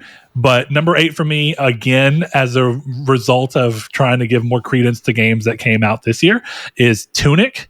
I adore Tunic. I think it may be a perfect video game, while also being able to state that it is a perfect video game with a large chunk of audience that will absolutely hate it. Yeah. It is odd. It's obtuse. It does not want to tell you shit. And it is so rewarding as a result. It's charming. It's weird. It takes itself seriously in the sense that it knows what it wants to do, and it doesn't want to help you if it's going to fuck with what it's wanting to do. Absolutely. And in that sense, it was I hate when people say this, but I don't mean it from a gameplay standpoint or anything like that. I just strictly mean from a game top-down design, thinking about what the director is anticipating the player experience to be. This takes a Zelda game and approaches it from the way that a Souls game would be, where they're looking at it and going, it doesn't matter if the player's frustrated or this or that here. We want this particular experience for the player. Therefore, we are not going to make it easy for them. We're going to make them figure this out and earn it, because they're going to feel that much more rewarded when they get there. So play Tunic if you haven't. I think it's a deceptive game in that it looks so much like it's trying to be a Zelda clone that you would be fooled into believing it's just Zelda, and it is not even fucking remotely Zelda. Hell yeah, man. I still got to go back to Tunic. Yeah, I would love to see you get into it, but also, Chris, knowing what I know about you, I think some of the coolest aspects of the games, I don't know if you would have... I don't know if your ADHD would allow you to have the patience to see some of the weirdest parts of the game through. Interesting. Good to know. Because your ADHD seems to manifest in bouncing, whereas if I have ADHD, it's not diagnosed, I have no clue. If I have ADHD, it is very clearly ADHD that hyperfixates me on something, and Tunic is a wealth of shit to hyperfixate on. And since there's enough there for you to do it, and the way the game even presents its information with this in-game booklet that you can open at any point as you find pages to, it's very unique, and it just allows you to kind of dig in and be like, what the fuck am I in store for today whenever I hop in? One of my favorite games to platinum this year too. I am almost positive that there's a guide for this game that would make this game very easy. I would implore you, if you're playing this is a lot like Chris and I's conversation around moving out. Do not follow a guide. Oh, yeah, sorry. Unpacking. Moving's a different game. Yeah, unpacking. Don't follow a guide. Don't follow a guide unless you are literally hitting your head against a brick and it's going to make you drop out of the game. If you need to use a guide to get back on track for a second, I think that's fine. That's a completely reasonable thing. But if you're just following a guide from start to finish, that's like playing Silent Hill 2 with a guide. You are missing a very big chunk of the game. The game is about feeling lost and about slowly piecing these puzzles together and finding your way through and learning how to get to this next area. I think if you just kind of go through a guide, even a collectible guide, I'm fairly positive in Silent Hill 2, the guide will probably just have all the answers to some of the puzzles that have items that you can get or have to get. And I don't know, man. That feels like it takes away from literally a third of what those games are about. Hard to describe, but I think the same is true of Tunic. Default to a guide when it's at the risk of you falling off the game. It's better to do the guide and get back on track and feel good about the game and hopefully continue enjoying it for what it's intended to be. So, all right. So you said your 7 was Helldivers? Yep. Okay. All right. Well, my 7 is Neva. Nice. Yeah. So I'll go. A lot of it's what I already said, but this is short enough. And then I'll have a little bit I want to add to it. But perfectly blends the interactive elements of gameplay with the strengths of nonverbal storytelling to give an experience that is impactful, but open for interpretation in a way that written dialogue often makes more difficult.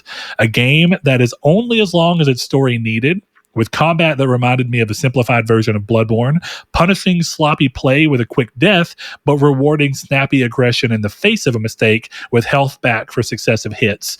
Chillingly beautiful music coupled with a hand-drawn art style makes this a perfect contender for a games as art discussion. And a little more loose form on it. I think what I really liked about it is that I think it's in some ways treading new ground, but off of the back of other ideas. And one of the things I liked a lot is the wolf is a companion, but it acts a little unruly. And early in the game, it's about you kind of, I don't want to spoil too much of the game. So this is the very beginning, and I don't think it's a big spoiler, but early in the game, the wolf is a baby. And you're having to walk through teaching this wolf how to do certain things and what to be afraid of and what not to be afraid of. And if you've played The Last Guardian, it's taking a lot of the ideas that The Last Guardian brought from a 3D perspective and putting them in a admittedly more simplified, shorter experience, and kind of playing into that. And I thought that was really beautiful. I love when games do that. And I think The Last Guardian has some faults, but I also think it's one of the most beautiful games I've ever played, because it's one of the few games I think has made me feel connected to a digital living thing in a way that most games can't. Like I just talked about Final Fantasy 16 and how I love all those characters, but they're not what you feel for Trico if you play that. And I think to a big degree as well, the story that Neva's telling, I think you will end up having an admittedly weaker but similar experience of growing a connection, and beautifully so, a silent connection for the most part with this animal, as the only thing that you can really do is, in many ways, call for it.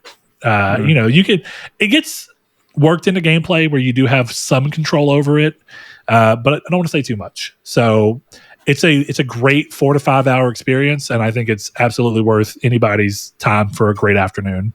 Did you cry? I almost did. I think the only reason I didn't is my wife was beside me and she kept kind of getting emotional. And like, I'm a man. One of the things about me, no, I cry in front of my wife all the time, dude. No, I know. The last, the Wild Robot this year in theaters, I was with my daughter. I fucking cried like 4 times. That movie is incredible. It's so good. Favorite movie I've seen this year. But there's something, I don't know what it is, but when my wife cries, I go into like problem solving mode. So if there's anything where like my wife gets to crying before I do, it's like my ability to cry basically goes away, because I'm like, what can I do to stop any crying from happening here? Respect but it's a beautiful game, and I think that many people will cry as a result of it. But I also think my wife very much enjoyed watching me play it. And it's nice. Dude, it's so cute and so wholesome in some parts, and it's very brutal in other parts. It is an interesting game. And it is a big, I think Gris is a really great game too, but I think this is a big step up from Gris, both in just how interactive it is and what the game is aiming for, and even I think how it handles trying to portray a theme without words. I think Gris does a good job still. I think this does a better job, while also, as I said, being broad enough for you to kind of put your own meaning into this. I can see people viewing this as a metaphor for depression, and how there are times in depression where you'll fight through and you'll feel like you've won, but then the cycle will eventually start again and you'll have to continuously fight, and it never ends, and you will fight for the rest of your life, even if there are moments of peace. I think that there's ones that you could see this as a game about grief and what the cycle of grief looks like. I don't even want to say too many, because I've spent a lot of time thinking about what I feel like the game meant for me, and then even exploring some of the ways in which I might see it in a different light. And I think it is a wealth of options there, and I think that's part of what makes it so special. I love that. All right, time for my number 6. And number 6 is Elden Ring, Shadow of the Erd Tree. Motherfucker. All right. No, I'm just kidding. It's just Elden Ring in general, because this was the first time I played it. So did you play Erd Tree content? I did. Yeah. I dropped off of Elden Ring, which is why it snuck onto this list. I'd never completed it. And yeah, it was fucking fantastic. I beat the story, almost got the platinum, lost my save, and did it all again and enjoyed it just as much the second time. So yeah, I highly recommend Elden Ring to anyone but Brett, and that's about it. Like, I don't have much to say. It's Elden Ring. Like, I say anybody but me. What's funny is going back, that's a game that I don't think I was in the headspace for when it came out. I think it was too much of a departure, and I wasn't wanting that at that point in time, and I was trying to just do it anyway because it's the next big thing. There's a world in which I can see myself enjoying Elden Ring. I don't think I played it at the right time. Yeah, I can see that. My ultimate critiques of the game, at least as far as I have played it, is that in my experience with the two types so far, I do like my Souls games to be more tightly designed, but that doesn't mean that Elden Ring's bad. That's just a preference. And if I continue to play Elden Ring, the preference could shift with more experience and more, exposure to it. But yeah, that's a game I do intend to eventually get back to because I'd like to see you go back. I know it's a good game. There's no way it's not a good game. It just didn't click for me. Is the way that it.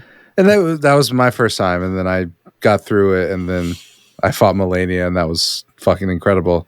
Second to Sekiro. Sekiro has the best boss fights FromSoft has ever done. All right, Chris. Now, I'm not saying that it's on the same quality or anything. I haven't played enough Elden Ring to say that, nor recently enough to say that. But just separately, play Lies of P. I want to. It's on my list. I don't know why I haven't. It is incredible. Yeah, because I'm. It's weird for me because I like these games, but we've talked about how I don't like these games.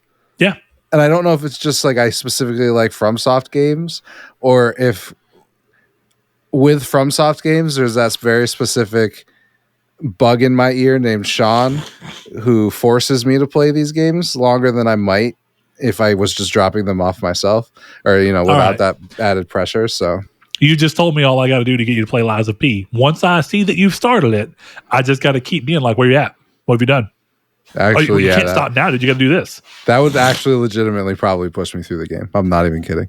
Because I wouldn't want to tell you that I don't want. That was the thing. Like, I don't think you understand how long I was getting updates on Destiny before I was just like, Sean, you are one of my best friends. I'm happy to talk about Destiny with you, but I will never play it again.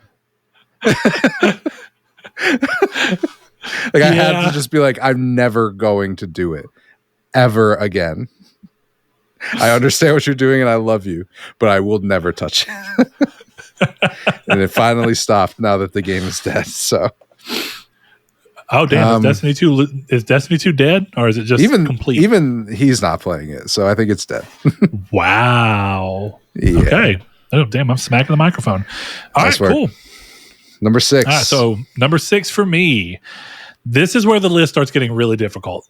And you could probably convince me with a little bit of nudging back and forth to change the order of these next 6 games pretty easily.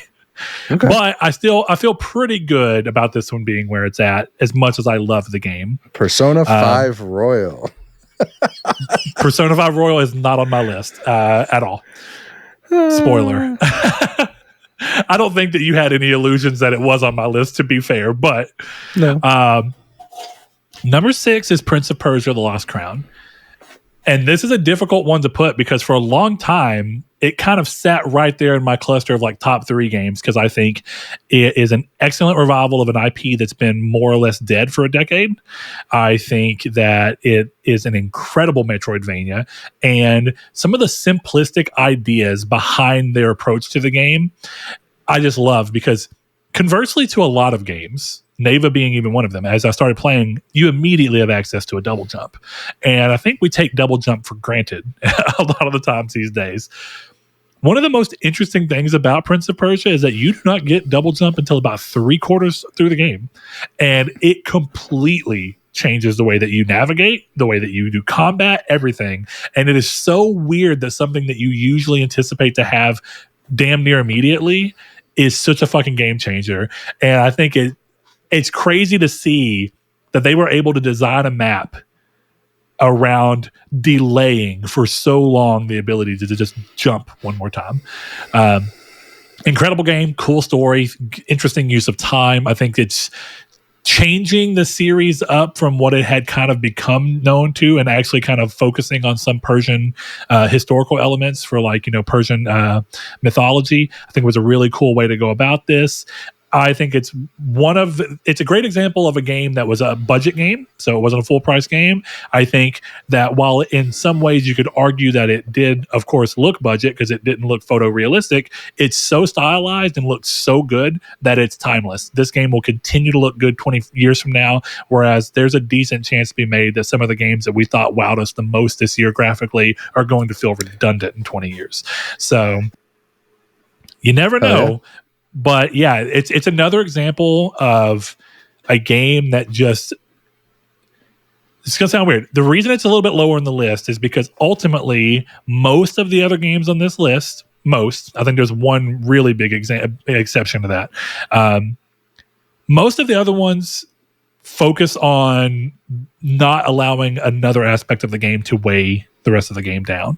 And I don't mean that in a bad way, but sometimes a game having a story does detract from the gameplay being as good as it could be, or from some aspect being as good. And even though I think Prince of Persia really does balance that pretty damn well, I think some of the games that were able to completely drop some of these other elements and be more game focused ended up just being a little more memorable by the end of it. And to a degree, more accessible as a result, and not in your ability to play it, but rather your ability to enter this world. As weird as it's going to sound, I think Prince of Persia being a revival here still has some people being like, I don't know if I want to play it because I've never played a Prince of Persia game. And there's something about newer IPs or something that you haven't played that feel less burdensome. Like, oh, I can play Balatro. I don't know what the fuck that is. Might as well jump in now. You know what I mean? Hell yeah. So, all right, let's hear it. You two, number 5. Right. Number 6 or number 5. No, number 5. So what I will say is that if this game wasn't old, it would be number 4 on my list. And that game is Final Fantasy Reunion, Final Fantasy 7 Crisis Core. I think I got that right. I thought it was Final Fantasy 7 Crisis Core Reunion. No, I'm sorry. I wrote it down the proper way. Crisis Core - Final Fantasy 7 - Reunion. Yeah. So that is my number 5 game. All I wrote, and I don't think I need to say much more, is Crisis Core captures the same feeling as Balatro, except with action combat, swords, and femboys. That's all I have to say about the game. Fuck, that's accurate. So, a question I've been really having, and we might have loosely talked about it when you first beat Crisis Core and got the platinum, but now that you've had some time away from Crisis Core, and you've had some, and I know that you beat Remake. Mm-hmm. Now you're not all the way through, so we're just comparing Remake. You got pretty far in Final Fantasy VII OG. You got well into content that Rebirth even covers. Mm-hmm. But let's go to Remake, and with a story you know so far from it, and the story from Crisis Core as you know it as well. What is your feel on where the story for Crisis Core stacks up to Remake and Final Fantasy VII to some degree as a whole? Because that was a big piece of contention. Like, Crisis Core is a more or less beloved game, but it is a little divisive, and people think that the story is really not that great. And I think the story for Crisis Core is really strong. I like the story for Crisis Core. I don't know. I kind of feel like the game bends itself backwards to give Cloud someone to aspire to before Sephiroth in Zack.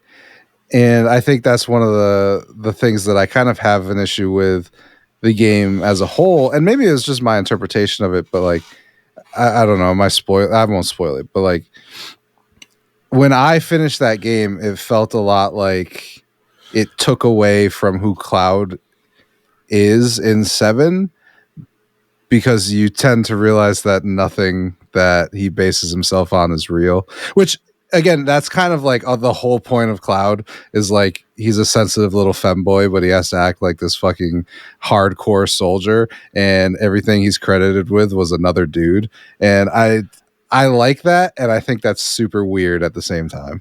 See, I was about to say, I think part of what you were just saying that was weird is that without risking saying too much, that is present in the original Final Fantasy VII that came out way before Crisis Core. All Crisis Core really did was take information that was already hinted at in the original 7 and expand out the basis for what builds to 7. And that's why I kind of like how they worked that out. Of course, it takes some liberties. I wouldn't say that anything Crisis Core does really fights 7. No. But it goes, it's like, well, we have a lot of room to wiggle, so we're going to wiggle. Well, I think and I think that's a good thing, but without playing Crisis Core, I think a lot of what you're talking about in 7 is more like Mystery Soldier Man. To a degree. Again, it's degrees to these things. But like a lot, especially talking with Remake, right, where it's less about, Cloud Rebirth himself. Particularly hammers hard on what we're talking about ultimately. Remake doesn't a whole lot because it is the starting point for everything. Well, there's little hints in remakes about things. It doesn't until you go, wait, what the fuck? Yeah. Like that's so I don't know. I think I don't think I would be playing Crisis Core again for the story if I was going to play Crisis Core again. I think it would be I love the gameplay as well, to be fair. Well, to me it's why I said like it captures the same feeling of Balatro, where it's like I'm going to do a mission, I'm going to kill a bunch of shit. It's not going to be particularly hard unless it is, and I'm just it's going to be relaxing. So like I don't know if I would go through and fucking help all the fan clubs again, but like I would definitely play it again just to have that like chill, like go through, kill some shit, and move on. So it was just to throw that out there. The side content in Crisis Core, which is a lot of what you're talking about, is delicious handheld garbage. And I mean that in the sense of this game was a handheld game, and the whole point was when you wanted to play the game but you didn't have time to dedicate to a whole story section, you just hop into the hollow chamber and do a side mission. And that's the thing is like I think now I would just do the side missions. I would just go in, do side missions just for that little bit of like I'm just gonna swing a big sword, because Crisis Core is only like maybe 15 to 18 hours for its main story. It's not crazy long. Oh, those fucking hollow missions though. Oh my god, I think I beat that game in like 20 hours and the platinum took me 50. So like dude, that's the thing is like at the time that was when PSP games wanted to be like you could play this many hours of the game, and it's like but like 20 to 30 hours is fucking side missions that are mostly in the hollow chamber that don't matter. But they are. You do get that great fight when you get all the way through it and you fight the boss of it, and it's like this is a good ass fight. This is taking like 45 minutes. I love it. That's true. I've never done if I play Reunion, which I intend to play this coming year, because I've had it. And that was when I bought because I wanted it physical. I bought it physical. I know I want it forever. I love that fucking game. I love the story. I replay it for the story all the time. And I replayed it last on Vita through PSP emulation for the story because I love it. But if I play Reunion, I'm probably going to go through that process again. I don't normally whenever I replay it because I did that the first time. When that game came out and I was obsessed with it, I played only that game for like 3 months because I fucking adored it, and I was poor. I couldn't afford games anyway, so I was like, "Fuck it, this is what I'm doing." I will say my only real this is like a video game problem, less Final Fantasy or Crisis Core, Final Fantasy VII Reunion problem, but without spoiling, the end of that game doesn't happen to the character that I played and built throughout that game.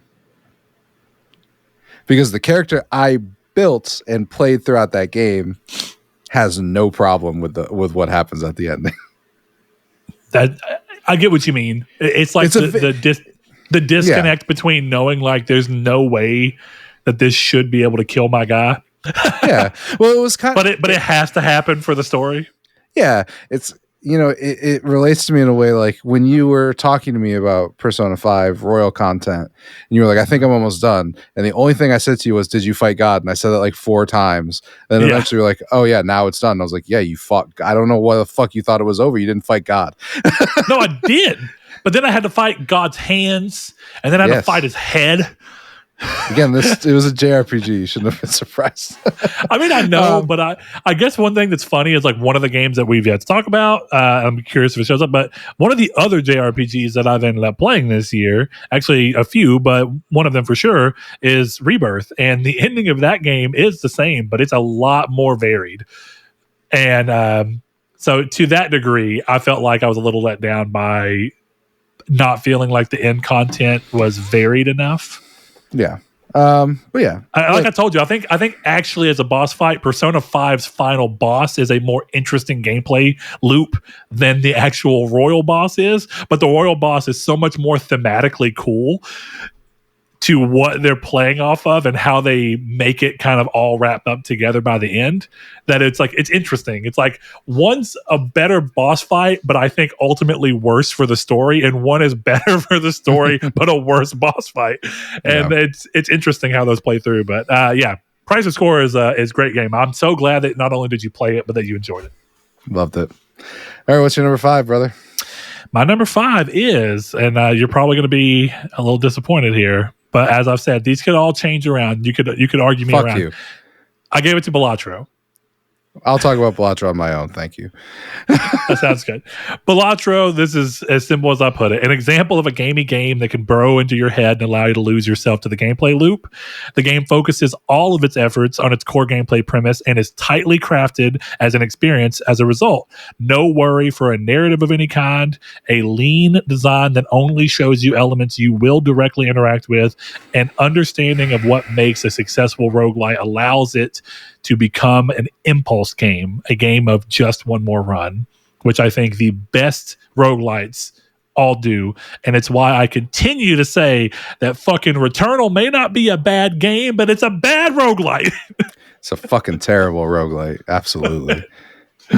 So, let me play a run has to be 13 hours. Go fuck yourself. That's terrible design. You got anything else to say about Balatro? No. If you want to, I'm assuming you're saving it for your number 1 spot, so we'll talk about it again. I'm not telling you where it's placed. All right, so number 4. I don't have a ton to say about this game. It would be my number 5, but it came out this year. So my number 4 game of the year is Call of Duty Black Ops 6. All I wrote down was bang, bang, shoot, shoot, good again. Don't have a ton. It's Call of Duty and it's fun. Like, I don't know what you want me to say about it. Is you shoot people in the head and they die. I love it. The only clarification I'm curious on, and I think I know the answer, but is this here from a complete package standpoint, specifically a campaign standpoint, or only almost entirely multiplayer? That's what I figured. Yeah. Yeah. So this just scratched an itch that gaming has a hard time scratching elsewhere for you. Yeah.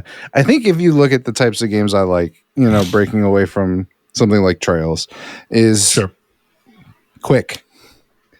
I like to finish and start. I like to have, in the words of the immortal Bernie Mac, I'm going to get mine, so you better get yours. That's how I feel about video games sometimes. I just want to get mine and I want to get it fast. So I want to Balatro, Call of Duty. It's so funny because while we're talking about Call of Duty for a brief second, I think I mentioned on the show not long ago that there were various points in my life where I was more into online play, and that I am pretty good whenever I actually want to get into one. And the other day, my Facebook decided to remind me of a photo that I'd posted, or maybe it was my phone. I can't remember. One of the two. It was like one of those, look where you were 8 years ago or whatever. And it was my Advanced Warfare, Chris, you're muted. It was my Advanced Warfare screenshot of where I had like I don't even remember. I had like 38 kills and like 12 deaths. And I was top of my team and just directly behind top of the whole game. And I told Chris, I was like, hey, look, this wasn't even like one of my best KDs for Call of Duty Advanced Warfare, but that was one of the games I got down on. And Chris so sadly put, what are the fucking chances that you would like the same types of games that I like, but just 10 years too early? Like, what would it take for us to like the same types of games at the same time? Apparently, Space Marines. Space Marines. And you know what, Chris? I'm not going to toot my horn too much, but I was pretty good at Space Marine. You were pretty good at Space Marine, yeah. It was pretty good game. There we have it. I thought that was Call of Duty interesting to see. I'm not against it, but is that a game you got physical, right? No, I have it on digital. You know what, Chris? We got. I can't this weekend because I'm going to be out of town for Christmas stuff for family that's further away. I can't see. But here soon, whenever I just got a random weekend and you happen to be off, I'll stay up late with you and download it and see what it's about. Okay, I'm down for that. Yeah, remind me, subtle little nudge, but I'll do it. All right, cool. I'm down for it. Hit me with your number 4, brother. Number 4, Stellar Blade. Nice. Okay. Yeah. So this one's an interesting game because I could see someone reasonably argue why it shouldn't be here. I could see someone go, one of your top games of the year is a Metacritic 8 or 80, whatever. I think it's an 80 or an 82. And I don't even think that that's a wrong score or a wrong aggregate.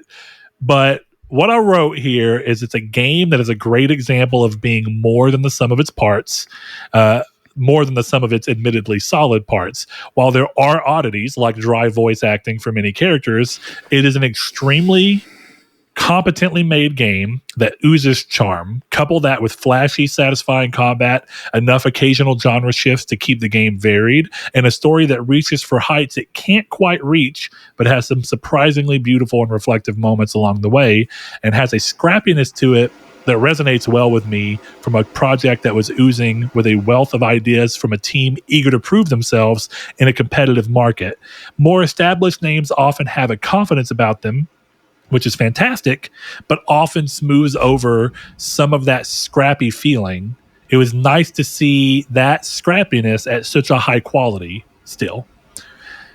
And that's so much of a thing to say is Naughty Dog makes excellent games and they're really well-rounded, but sometimes their games do feel like any truly crazy charming ideas that might have been a little more flawed but a little more interesting get smoothed over by being such a well-oiled machine, and that's not a bad thing. It's great that we have that, but damn is it cool to see a game that is really well made still but has a couple of like, what about this, bang bang, and you're like, that's a little weird and janky, but also fuck yeah. Yeah, I do really want to get to Stellar Blade. And maybe you'll think this is weird crazy what I'm gonna say, but I don't really want to see a worse version of the best video game story of all time. I don't really care to see worse Nier, which yes is the best video game story of all time. So here's the interesting thing. In some ways, on the even when playing the game, around like before you get to the halfway point, you really are like, worse Nier, and that Am never I a human? Oh my god, that never fully goes away. But I actually think that feeling subsided a lot by the end, and I think that what it's aiming for at the end is still evocative of the type of existential ideas that the Nier series and Drakengard likes to deal with, but it's doing it differently, and it's not just trying to be a complete repeat of it. And I'm glad, because as much as there's clearly a ton of Nier inspiration here, the combat is considerably different, which is good. I think you will like that. And even though it does genre shift, it doesn't do it nearly as much, and it focuses on genre shifting in specific parts. So you'll kind of know when it's coming and then it changes the game in a cool way that is, again, Nier coded, but it's funny for anybody who's played both games. I think they'll probably know what I'm talking about. Some of the moments where it genre bends feels like when Final Fantasy 15 first released, and I can't remember what chapter it was, chapter 11 or something like that. It was a chapter where Noctis ends up in a situation where the gameplay changes completely. The only weapon that you have is a ring, I think it's like the Ring of Lucis or whatever. And it played, I think they updated this chapter. Haven't played the game again since to know for sure. It played a lot more like Resident Evil or something like that, and like PS1 Resident Evil even, where it's like slower and plotting and you have to be very careful because you're really weak and you can die easily, but you do have this really powerful item, but you can only use it sparingly and you have to think through what you're doing, and it's got a survival horror tinge to it because the areas are dark and there's a lot of dark lit things and you're kind of walking through, and the story elements are darker and more twisted and you're like, what the fuck? It's like body horror going on. And from what I understand, a lot of people did not like that chapter, and they ended up patching it to like a different version. Haven't played it. I don't want to say too much, but as much as 15 is a divisive game, that was actually one of my favorite chapters. And Stellar Blade does a similar thing in these certain areas, which was really cool to see. So cool. Well, I'm definitely going to play it. It'll make my, Nier stuff a little weird because I'm definitely going to play it and buy the DLC and play as 2B because I don't need to say how hot you'd be it is. Yeah. Yeah, I mean, dude, Eve and 2B, like, dude. If I ever wanted to feel like a gooner, it'd be today. All right, so is it my number 3? That's right. All right, so my number 3 and my number 2 shifted positions. So my number 3 is Dave the Diver at number 3. Mm-hmm. That almost made my list. Yeah, almost. Yeah, almost. I loved it. And the real thing that even kept it from hitting my list is that it wasn't technically from this year. It was on PS5 this year, so for us, you're fair. This year. But I'm very glad to talk about it because while working on the platinum for that game pushed it right to the edge of just about to be annoying, mm-hmm. I think the vast majority of that game is really simple fun. Yeah. I don't think it's really simple fun to the same degree as like Balatro or Curse to Golf. Balatro, but point being, it still scratched that very... It's been so cool seeing so many gamey games lately, just being like, damn. And Curse to Golf did not do well, by the way. So I'll throw that out there. To be fair, I'm sure it was a very cheap game to make, but it's fucking great, and I hope everyone goes and buys it just to support the developer, because why the fuck not? It's sick. I did, bitch. I paid for that shit. So all I wrote about Dave the Diver was nothing about Dave the Diver isn't cool. The animations, music, and story are all very dope. I am very glad to have finally played it. So yeah, spent like 90-something hours with Dave the Diver, which feels like too much, but I don't think I regret any of that time. So yeah, I want to say mine was around 60. I might be wrong. I don't know. A lot of it was just like, I'm just having fun fishing. I just want to go do the sushi game. Yeah. Like I didn't even utilize the farm too much because I was like, I don't need to grow fish. I just want to go fish. Like that's the point. Me either. Fish. Yeah, I quite liked the fishing. I did it a few times whenever I just really needed to hit a certain level quickly, or if I was like right at the edge and I'm like, I guess I can go ahead and do it. But for the most part, I did not use it. No, it wasn't necessary. But yeah, I love Dave the Diver. Go play it. Brett, what's your number 3? All right, this is one that someone's probably going to think I'm a little crazy for this. I had to severely debate between putting Balatro, Stellar. So. Yeah, I had to debate between putting Stellar Blade ahead of this, and I landed on putting this because it is a well-crafted game. But my 3 is Final Fantasy VII Rebirth, a game that you will not see appear on Chris's list because he did not. He played a very, very small bit of it and then turned it off. I played to the coolest part of original Final Fantasy VII. That's all I'll say. So for me, I put continuing on the excellent combat formula from the first part of the 7 Remake series. Rebirth expands players out into the larger extended world of the original, bringing much more of an RPG feel to the mix while at it. While Remake felt a bit more grounded due to what period of the original it covered, Rebirth doubles down on some of the eccentric parts of the first game brushed on with wacky but endearing gameplay sequences that are part of the main quest progression and not relegated to side quests, though there are plenty side quests equally as eccentric. A showcase of how games can embrace both a serious narrative with real consequences, but allow a sense of wonder and lightheartedness that acts as a nice break from the overly serious and bleak stories that have largely ruled the roost the past decade, though of course this game is not alone in that. I think what it really is I think Final Fantasy VII Rebirth and Remake, for its part, that's there too, I think are some of the most high profile games that have allowed there to be this kind of goofy, eccentric thing. It does help that Yakuza has become every year more and more high profile. So I think there's a strong argument to make that in a year like this, Final Fantasy VII Rebirth's goofiness, it stands right alongside the goofiness that a lot of people loved in the eccentricism that was part of Yakuza 8, if I remember. Wasn't Infinite Wealth the beginning of this year? Mm-hmm. Yep. Yeah. Hell yeah. I really do want to get to Final Fantasy VII Rebirth because I loved Remake, but it's very intimidating. It's a very intimidating game to play. It's one of those things where, like, I think I would have finished it if I'd played it when it came out. But, like, the more I hear people talk about it and how good it is, but how much is there, how long it is, I want to play it less and less every time I hear someone say it. Oh, so it's funny that you bring that up. Hundreds of hours of mini games. I would rather die. And see, it's funny that you bring that up because part of my struggle with Stellar Blade before Final Fantasy VII Rebirth is really weighing what I like in games more. Stellar Blade is a game that I played New Game Plus twice. I beat Stellar Blade 3 times to get the platinum, not because I had to. I was just having a good fucking time. See that? And I was like, yeah, of course I'll New Game Plus. Keep going.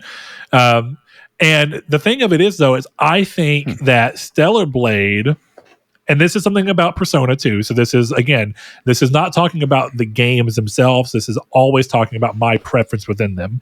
One of the things I felt an issue with Persona is that I am not someone who has a preference for games to spend excess time on things that I don't think are very important to the ultimate goal of the game.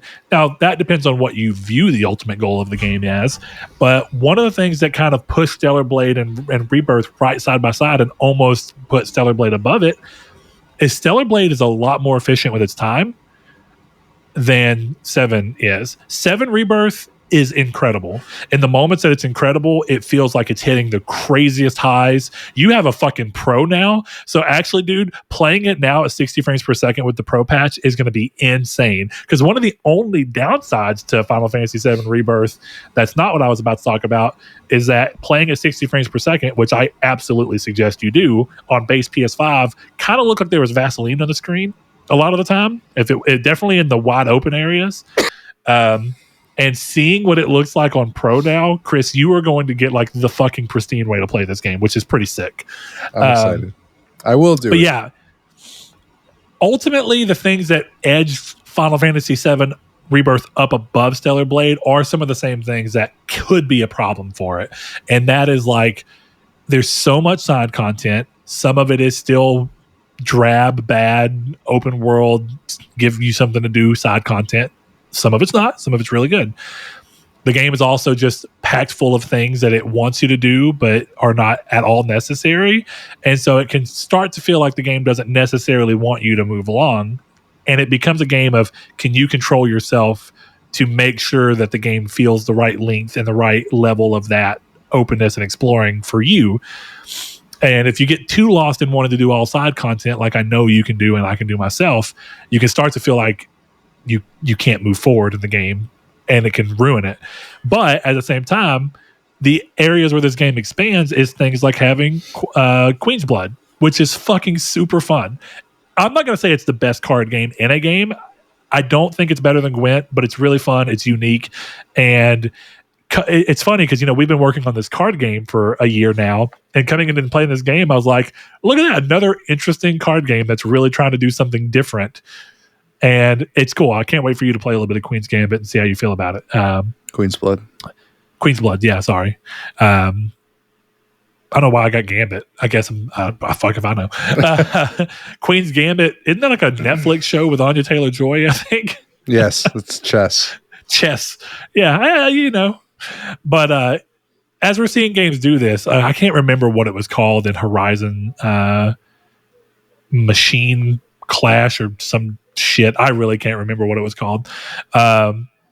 It's fine. I didn't hate it, but it wasn't great. So it's weird. Final Fantasy VII Rebirth's dauntingness is also what gives it some of the layers to have some really cool stuff that you don't have to do at all, but it's cool to do. But it also is, the game is chock full of varying levels of quality content. So I get that. All right, so it's time for my number 2. Oof, so this moved from 3 to 2 during the course of our conversation. No, right when I finished my list. Okay. So my number 2 game is No, I'm fucking joking. My number 2 game is Marvel Rivals. That's an interesting one because it's very new, and part of the reason why Neva is also where it's at 7 is because I erred on the side of having recency bias. Mm-hmm. And so I was like, I'm going to put it further back, even though if I had some time away from it, I could probably better figure out where it's at for me. I played it so recently that it felt unfair to put it at like 5 because it's too soon. I think the thing is, like, if my list wasn't ordered by kind of what came out this year, because Marvel Rivals came out this year, I think this would be closer to 4, and like Crisis Core would probably be number 2. So Interesting. Anyway, so what I wrote here was sitting somewhere between Overwatch and Avengers Endgame is Marvel Rivals, a game that has me playing solo and with my friends and enjoying each moment. The team ups, a variety of interesting characters, and cool ideas really prove that where some studios crash and burn, others grab the torch and firewalk it to the finish line. Right now, in Season 0, the game is as broken and unbalanced as it will ever be, and in my opinion, that's fucking dope. What a burn. Had to. I can't blame you. But it's true. It's really exactly what I said when we talked about Concord, is that if anything about that game was interesting, it would have been more successful. And it also goes to show that if that game had Nathan Drake, Cole McGrath, Delson Rowe, that game would have been successful. I actually am a little surprised that there has not been a PlayStation-inspired hero shooter in the bulk of all this, because it's such low-hanging fruit. It's such an easy... Like, even if you... I'm not even saying that I would like it. Maybe I would, maybe I wouldn't. But I think when you have... And it's funny, because I know we're not talking news, but I thought one of the interesting things is that this week there was an interview where Herman Hulst got asked about PlayStation's IP and the remark about Sony not having enough IP. And then Herman Hulst was like, yeah, we understand that we have a wealth of IP and it's still important to us. And across video games, TV, and movies, we are still trying to figure out the best way to leverage our large selection of legacy IP. But that implies that they do want to do something with it, but they just want to make sure it's something that's not going to be, as much as I like the game, it's not going to be a Sly 4. They don't want it to be a... Everybody said they wanted Sly 4 came out, and regardless of whether it was the right game or whatever, it sold 250,000 copies or whatever, which you can't justify as an exclusive. So no, but I in also that sense, I think a hero shooter for PlayStation people is a good way to go. Here's a way to scratch all of this IP itch in a game where people would like it, and more directly than something like Astrobot, where it's being celebrated but passively. This game could be, it's being celebrated actively because you're playing as Cole. The gameplay loop for Cole could be inspired by his games and his power set. You could play as Nathan Drake. You could play as I can't even think of her name, the chick from Returnal. That would actually be a pretty sick character having a game like that. Yeah. So she could run around picking up other weapons, but there's tons of places you could go. I don't know. Marvel Rivals is just one of those things where, like, I'm really enjoying it. It's putting me back into Overwatch being good, except with characters that I actually give a shit about. Not fucking Tracer. And so that's the thing. That's where, like, I look at a game like this, I'm like, you guys knew what you were doing. Okay. We'll talk about this a little bit later, because my thing to leave in 2024 kind of goes hand in hand with this. But there is something to be said about every person in that game being hot. Sure. I think the last thing I'll have to say about Rivals in particular is Rivals came out to a much stronger. The raccoon is hot. Anyway, what? Rivals came out to a much stronger fervor for it because it's an established IP. People know Marvel. They want to play as some of their favorite Marvel heroes and see some of the new ones that maybe they weren't as familiar with and end up liking, which is cool as well.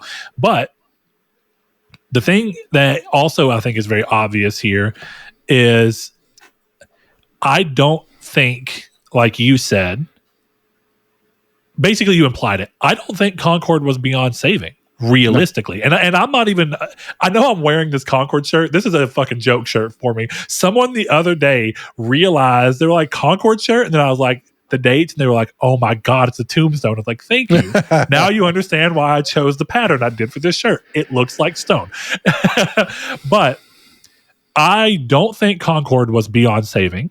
And I think that this is a good example of seeing, I even am going to say, if Marvel Rivals had come out to PlayStation and didn't have great reception at first, it would have just been worked on because it's not owned by someone as big as PlayStation. PlayStation ultimately just goes, cut our losses. And there's time and place for that, and I even understand why they did it. But there's something to be said. Think about this same game. Imagine a game like Concord coming out, or let's imagine this year. Imagine Concord came out this year, but this was PlayStation 3 Sony. They would have just been like, we're fixing this fucking game. Mm-hmm. We cannot lose. We can't let this be a loss to us. But that's when Sony cared more. They had more to prove. They had more to lose. This is one of the things that people talk about as things continue to go, and as Sony gets a bigger place in market dominance, it's easier for them to put out a game like this, it flop, and then just go, after 2 weeks, less than 2 weeks, we're just pulling the game entirely, giving everyone their money back, fuck it. Whereas Sony and PS3 era would have been like, we're going to try, we're going to try for 6 months. And after 6 months, if it doesn't work, maybe we'll still just bite the bullet. But this Sony was far too eager to just be like, fuck it. And I'm going to be realistically, they could have saved it. I will be real with you, though. I prefer this.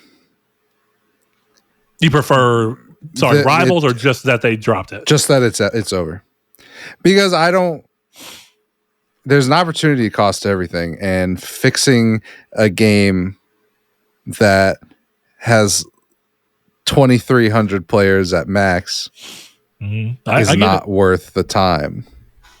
Yeah, it's the same thing with Anthem. Other than the fact, if EA had just Anthem been like, sold well, and EA, all they did was gaslight you. I'd rather not be gaslit, right? Sony, true. Say what you want about Sony. They didn't gaslight us. They were like, this game sucks, and we're done. The only thing I'll give EA credit for is that while we did not get Anthem 2.0, they did continue to update original Anthem with new ideas for like 8 months after release.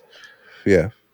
Well, hey. So it was kind of like, look, we know Anthem didn't hit where everybody wanted it to, but we're still going to try some new things while we're still working on a complete overhaul. And I guess that was cool because at least it gave people, again, Anthem sold like 3 million copies day one. Mm-hmm. Concord fucking wishes. Concord didn't sell 3 million free beta codes. Yeah, Concord would have screamed to have had fucking 1 million. They'd have been like, holy shit. Yeah. So, and that's, I do wonder what would have been the threshold where Sony would have been like, it's worth our effort to try and fix it. Like if it would have hit 20,000 concurrent players, do you think they would have been like, there is something here, but we've got to fix it? I think it's arguably more embarrassing to keep a game of 20,000 players up that was supposed to be your next Star Wars than pretending it never happened. Yeah, I also think that the fact that, and I know it's journalism, so what are you going to do about it? But man, I bet Sony is pissed that someone got the scoop that someone said that internally they called it the next Star Wars, because that is a stupid fucking thing. I know that that's ultimately what you have to do when you're making something is like, what are our aspirations for this? Well, our high-end aspirations would be that this is a universe that gets eventually as lauded as Star Wars. But it's like me handing you my thing book to hear after your game got closed down. Hey, here's my version of Lord of the Rings is just as good. Like, what the this fuck is the are you next talking Lord of the about? Rings. Right. Yeah. So, Brett, what's your number 2 for the year? They already did that with the fucking every game that they made being a Halo killer. Stop. Just call it fucking Killzone. It was a real hazy time back then when they were trying to do that. Oh, haze. What an interesting idea with bad, mediocre execution. I own it. It's a sick, dude. Some of it is super cool, and some of it is like, what the fuck? The game clearly got rushed in order to just be out and be PlayStation's Halo killer. Idiots. Yeah. All right, brother. Same shit, different day. All right, number 2 for me should probably be no surprise to anyone. Banishers, Ghost of New Eden. Goddamn. Banishers continues Don't Nod's excellent series of action-focused games with RPG elements, following the likes of Vampire before it, and to some degree, though, a lot less RPG in many ways. Remember Me, also a great game. This game is a prime example to me of the problems with the gaming market at large, at least within the confines of someone who likes a more single-player focused tale, and what I'd like to see sustainability shifting focus toward. High production values that expertly blend between detailed enough expression to give believable and genuine performances while leaning on a stylized aesthetic to not need to chase the photorealism rabbit. Fun and varied gameplay mechanics that build to offer a nice blend between cinematic storytelling, engaging combat, and compelling puzzles without losing any one of those too much to the other. Couple that with competent writing that allows side content to stand confidently alongside main scenario content, a light decision mechanic to allow players to exert more agency into the tale of these two characters and how it ultimately ends, and enough scope to lead to a respectably length game, whether you chase down all the side content or want to focus on the main objectives. And you have a contender for a game that exists just at the threshold between AAA and AA and outclasses many of its peers along the way. I have nothing to add. That was impressive. I adore that game, and I am so bummed. And this is what's in there. I say that I think that this is a great example of what I think could be a solution to all this, but it goes to show you how entrenched the market is in being the next photorealistic game where did you see that her fucking vein rippled whenever she twisted her wrist? And at some point you just have to be like, I get that shit's cool. I get that Naughty Dog makes cool shit too. The Last of Us 2 does a lot of crazy shit. But at the same time, I'm gonna be dead honest. I don't think The Last of Us 2 is any better of a game for it. I'm gonna throw out there, you could give me The Last of Us 2, and I love that it looks the way it does. Yes. I would still like The Last of Us 2 if it looked like Banishers in terms of the blend between stylized and realistic. And part of what I say about that, like, Banishers looks better than The Last of Us Part 1 original PS3 release. Yeah. But it's not a crazy jump from it, right? It feels like you already had something there. All we're doing is giving you slightly more detailed things for performance and everything, and then bumping the resolution up for a cleaner image that still looks stylized. In some ways, I think The Last of Us 1 on PS3, the stylized style that it has, it's hard to say. It doesn't look bad just because The Last of Us Part 1 remake came out and looks more photorealistic. Do you know what I'm saying? Yeah. And so to that end, I think Banishers, I wish more games would be like, it's okay to look like this and focus the rest of our budget on other areas. And also, Banishers doesn't give a shit if it's a 30-hour game. It can be, or it cannot be. If you just play it straight the way through, it's fine. It's short. It doesn't give a shit. It's like, hey, 15 hours, whatever. If you want to get lost in the world and see these characters, and a lot of characters you meet end up having more interesting side stories that flesh out. You know, ideal side content is that characters that you meet throughout the main story then get fleshed out later if you choose to go back and do more. And this game does an excellent job with that. And it does it even better than Vampire. Vampire had a lot of really cool RPG ideas. I think most of them it landed on, but I think this game hones down all of its ideas way better. And it's a game that'll stick with me for a long time. It's a game that I hope you go back to one day, Chris, but I also wouldn't be surprised if you didn't, because I know your habits, and I don't see you dipping back in, but it's not impossible. Not impossible. Maybe one day. I would like to play. It does seem cool. Are you ready for the big reveals? Probably the least shocking reveal in Triangle Squared history. Yeah. All right, so my game of the year is that I played this year. It was Balatro. It was obviously Balatro. It was always going to be Balatro. It was my favorite game of this year. 200 and something hours in, and I'm still not bored. But what I wrote, I think, is lovely. And I think we described Balatro in the same way, but completely differently at the same time. So what I wrote was, Balatro is like sitting at the edge of a meadow at dawn, taking in the peaceful sunrise with someone you love. Calm, serene, and peaceful. The music lulls you in and gives you a sense of peace. And then the sky falls and meteors crash down around you. It's fucking awesome. Yeah. Honestly, it's a little bit closer to what I wrote for Curse to Golf. but yeah. So this is no surprise to me. Of course, it shouldn't. I'd be shocked if anyone was surprised. And it might sound weird, but part of the reason I felt very comfortable letting Balatro sit at number 5 is I knew it'd be number 1 for you. And therefore, it ultimately would not get shafted. I think the most difficult part of this list is that really my top 5, I could play musical chairs with them and be happy with the order. I could put Stellar Blade at number 1 and be like, sure. I could put Astrobot number 1. Sure. I could put Balatro 1. Sure. I can put whatever, but the number 1 spot, in case you didn't hear it, went to Astrobot. We don't have to get there. And look, I know this is something I really spent a lot of time thinking through. And the weirdest thing about Astrobot is for anyone that did not just fall head over heels for it, I don't think that they're actively wrong, but I also don't feel... Astrobot's a game that I almost think you have to beat to understand why the people who beat it loved it. I don't think every game has that problem.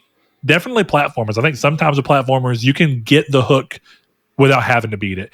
I'm pretty sure someone who played a quarter of Super Meat Boy can understand why people fucking love Super Meat Boy. Mm-hmm. That game's fucking brutal hard, but you can understand it all the same.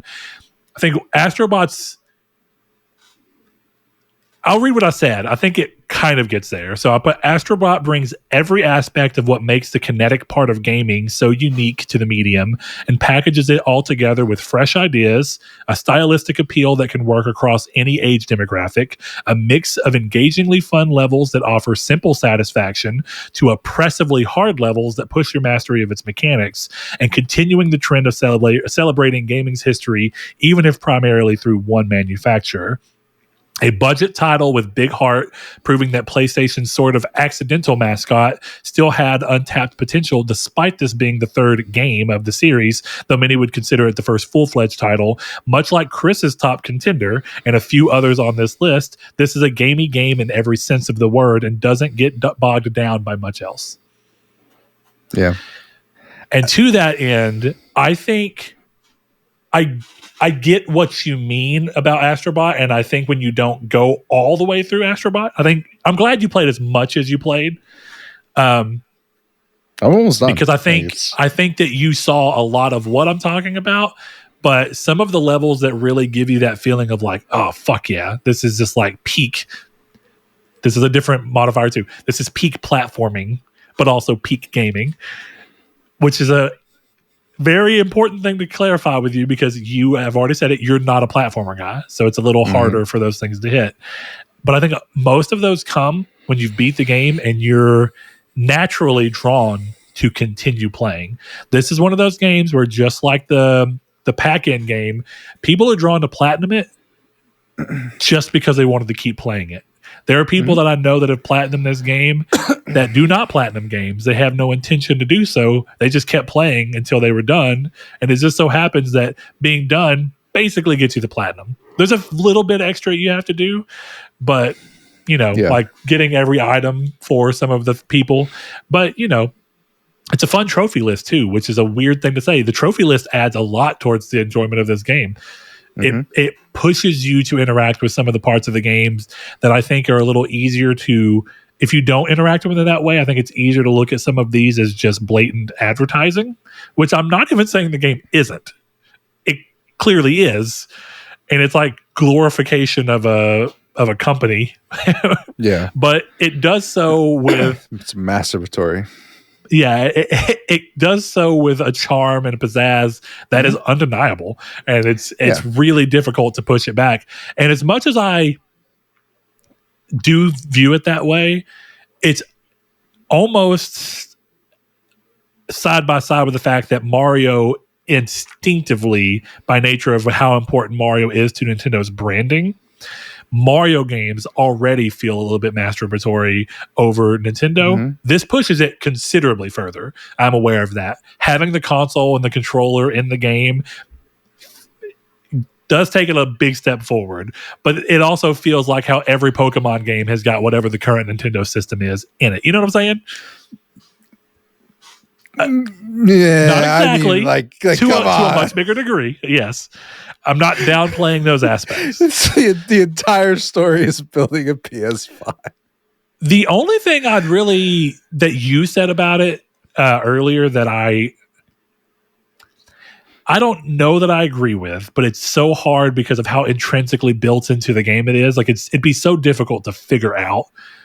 Is I think Astrobot is an excellent game, completely separate from all of the hidden bots and if those were replaced with something else and this wasn't just all PlayStation iconic brands, I think this game still works. If you just replace everything that you saw in the game, let's say that instead of it being a PS5 that you were building, it was just a spaceship and these were just robots, and the bots that you were finding had nothing to do with PlayStation. They weren't dressed. The majority of the game is that, to be fair. Most of the bots you find are not themed at all. I still adore this game and all of its ideas. The only part that gets really difficult to separate is each world's final level. That's like their take on a IP, which also led to a feeling of this. I love Loco Roco, and the fact that there's a fucking Loco Roco level that is so goddamn good. That's them. Is cool. Yeah. I mean, the fucking the squeeze moment. That was so fucking funny. I was genuinely busted out laughing. I don't know. I don't want to sound like I think Astrobot is bad. I don't. I think Astrobot's really good. Yeah. Here's what I'll say, and we can go back and forth on this, but I think in the main, what I'm saying is relatively undeniable, right? Undeniable is strong, but whatever. This is how I feel about it. Crash Bandicoot 4 is, to me, 10 times the game that Astrobot is. And if I went to anyone and said, I think Crash 4 should have won at the Game Awards, I would have been laughed out of the room. Astrobot is a great platformer. It is a PlayStation platformer surrounded by PlayStation, surrounded by nostalgia. And that's why it rates so high. Because if this game was called Crash 5, it would have gotten a 7. And I'm not trying to be pedantic on the game, but I think people are very... Again, I don't like platformers, okay? And my game of the year is a card game. So while I'm being reductive, I'm just trying to explain my position. Where it is just a matter to me that I think better games without this license do not get talked about. Rayman Origins, better platformer than Astrobot. Dude, Rayman Origins is so fucking good. And there would be not one person who took you seriously if you said that should be game of the year. Oh, dude, that was my game of the year. We were doing a podcast, but talking with friends, I'm like, Rayman Origins. I keep that game on my Vita at all times just because it's so goddamn fun. Right. Hop in, do a level. That game is incredible. And look, I want to take a second. I don't want to stop you. So if you feel like you need to finish your point, please do. But I do want to respond to some of what you're saying whenever you feel like you're ready. I'm just trying to give my position where it's just, I'm not even saying that Balatro should have won Game of the Year or Sure, yeah. Black Myth Wukong, whatever. Sure. I'm glad Astrobot won because it means the DLC did not win. That is awesome. But to me, I just think if you want to be super pedantic about it, 7 Rebirth doesn't win because it's a remake, even though it's not. Metaphor, just quite frankly, is not good enough to have won. And Balatro should have won. But the point of the matter to me is just that games like Astrobot come out all the time, but they do not have the veneer of Sony, and they do not have that nostalgia factor. And I'm sorry, I will always believe that Astrobot won Game of the Year because Jeff wanted Naughty Dog's trailer. If I would feel a lot better about that if the show didn't end with Intergalactic. That's just how I feel about it. Specifically at the Game Awards. I don't give a shit how you feel. I'm not arguing against you. It's just to me as a whole, like, seems crazy. Yeah. So I think a lot of what you said, I don't even entirely disagree with.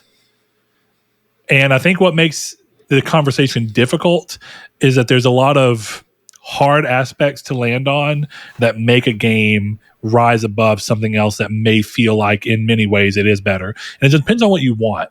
So you mentioned Crash 4. It's about time. And Crash 4 is one of my absolute favorite games. But it's a really big qualifier here.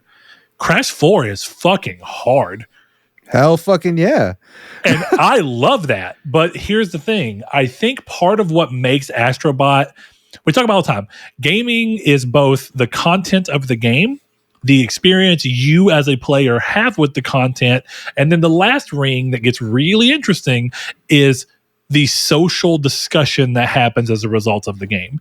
Games like Crash 4 were really difficult to talk about and build a sense of more, unity around because it was so difficult. The conversation from most people I talk about with Crash 4, again, a game that I love, is that Crash Bandicoot 1, 2, and 3 are hard games that are not... Okay, Crash 2 and 3, for sure, are games that are difficult, but they ramp in a way that feels natural, and almost anybody can go in and play them. 1 has got some pretty wild fucking levels that are really hard, just due to some odd design choices. I love the levels, and they're really cool whenever you want to get into how good can you get at the game. Can you run on a rope, on a 1 pixel wide rope, so that you can cut down on time to get a platinum relic? Okay, all that's really great. And that made the remake of Crash Bandicoot trilogy so good as well. But Crash 4, I think the biggest problem with that is I know a lot of people who played Crash 4 who played Crash 1, 2, or 3 and felt like I loved it and I wanted to play more of it. And I basically got soft locked because I could not meet the level of challenge.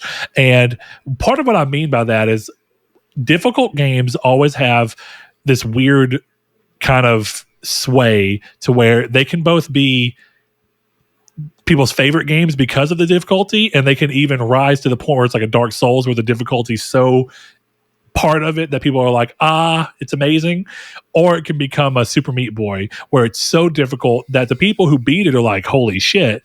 But the general public is still just kind of like, I mean, okay, like Super Meat Boy sold well as an indie platformer, but it's not going to light the general sales on fire, right? So to Crash Bandicoot 4's thing, I get what you mean. I think Crash Bandicoot 4 is ultimately a better platformer. I think Crash Bandicoot 4 was an excellent game, and I talked so much about it the year that it came out. But Astrobot does have this element of being accessible while still being fun and good. Crash Bandicoot 4 is fun and good and hard, and it's to some degrees more fun because it's more hard, but that doesn't make it a better game. Maybe that's the problem that I have with it, is that quite frankly, it was so easy that I found no enjoyment in beating the levels. Yeah.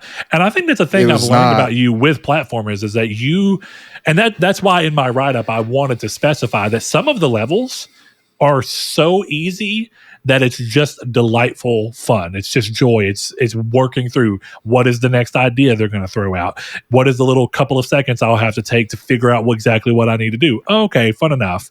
But then the levels where it was like challenge level, let's see what you do with this.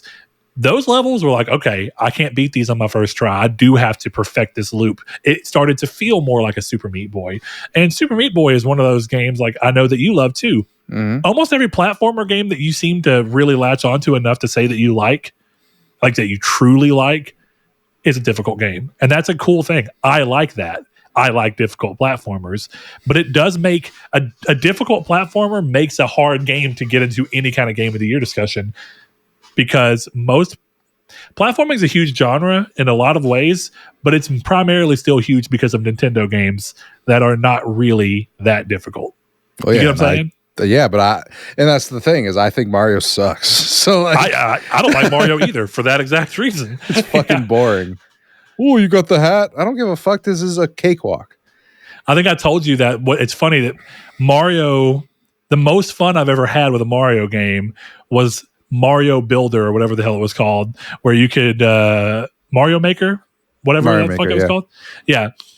On Wii U, Mario Maker, and it was levels that people had made to replicate Super Meat Boy levels.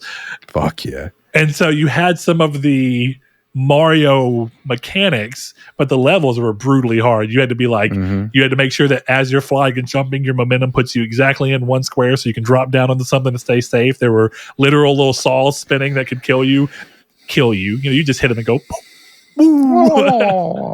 yeah, but I think platforming games, it's a lot like why it's very rare that platforming games even enter the game of the year talk. It's a lot like why racing games have a hard time doing it. There's something about some of these more niche genres that are big enough to support with multiple game releases every year, but it's like they don't hit the public conversation the same way. And I think Astrobot's best trick is that it was a very well-made game, super competently made, really fun, a lot of good ideas. If you wanted a challenge and you sought it out, the game had the answer for you. If you wanted an easy way through the game just to beat the main story, the game had that for you, and a little bit of everything in between. The biggest thing it did was it became a conversation piece, and that allowed the game to grow into the gamer conscious in a way where it could slot into there. And I think the same thing happened with Balatro this year. The fact that it was even nominated is because it became a game that managed to take up into the, guys, have y'all heard of this Balatro? No, I know plenty of people are like, not for me, didn't get it, don't like poker. And then I have to tell them, well, it's not really poker. It's not poker, but it's not poker. It's not poker. So, yeah. Look, again, I'm happy that people are happy that Astrobot won. I'm happy that it's your game of the year. I would just be very interested to hear the topic of that conversation you keep talking about, which is entirely about the cameos, but whatever, that's fine. Well, I'm just being pedantic about it, but I get the biggest point that I will make is that I do consume content by people who are voting for these things, right? Sure. Because I know you don't listen to like these people. I do. The only thing these people fucking talk about is the cameos. So while you are having a specific conversation that I can agree with, even if I don't think what you're saying merits a overall game of the year, because I think the conversation we're having has evolved from your game of the year to Jeff Keighley's game of the year. But I think I was very surprised at one, by the way. Just to be clear, I am not yelling at you. I'm having more of a conversation. Like, I'm glad that you liked it. Yeah, sure. It's just that's my thing is the conversation, even the conversation on our Discord. It's a lot of like, yeah, this is great. Guess who's coming to Astrobot? It's like, they're wearing a fucking gecko suit. What the fuck are you talking about? Like, I get why this stuff is cool. I am a fucking Marvel fan. Like, I get it. Sure. But like, and I don't know. And we're having a microcosm of that right now where Killzone shit being in Helldivers 2 and being like, ooh. Yeah. I mean, exactly. We've long talked about how that would be a perfect matchup. Yeah. That's just my whole thing. My biggest concern is I just wish a game that I felt was better. Like, if Black Myth would have won, I would have disagreed, but been like, at least I see more appeal to it. I just feel like the conversation, and maybe it's been just tainted, but regardless, we have a couple more things to talk about, don't we? This is actually exactly, because one of the things I was going to say about Black Myth and where this conversation gets difficult is this game, part of the reason we said top 10 games I played this year, even though I tried to give credence to games that came out this year, I'm not even kidding you. I had like 13 games total that I played this year that came out this year. Everything else came out some other time. Mm-hmm. And so it makes it a really difficult conversation because I did not play a large chunk of the games that were in this conversation this year. And therefore, I think this is a great way to spring load us into the games that we wish we had played this year and been able to work out, of which there are a few for me.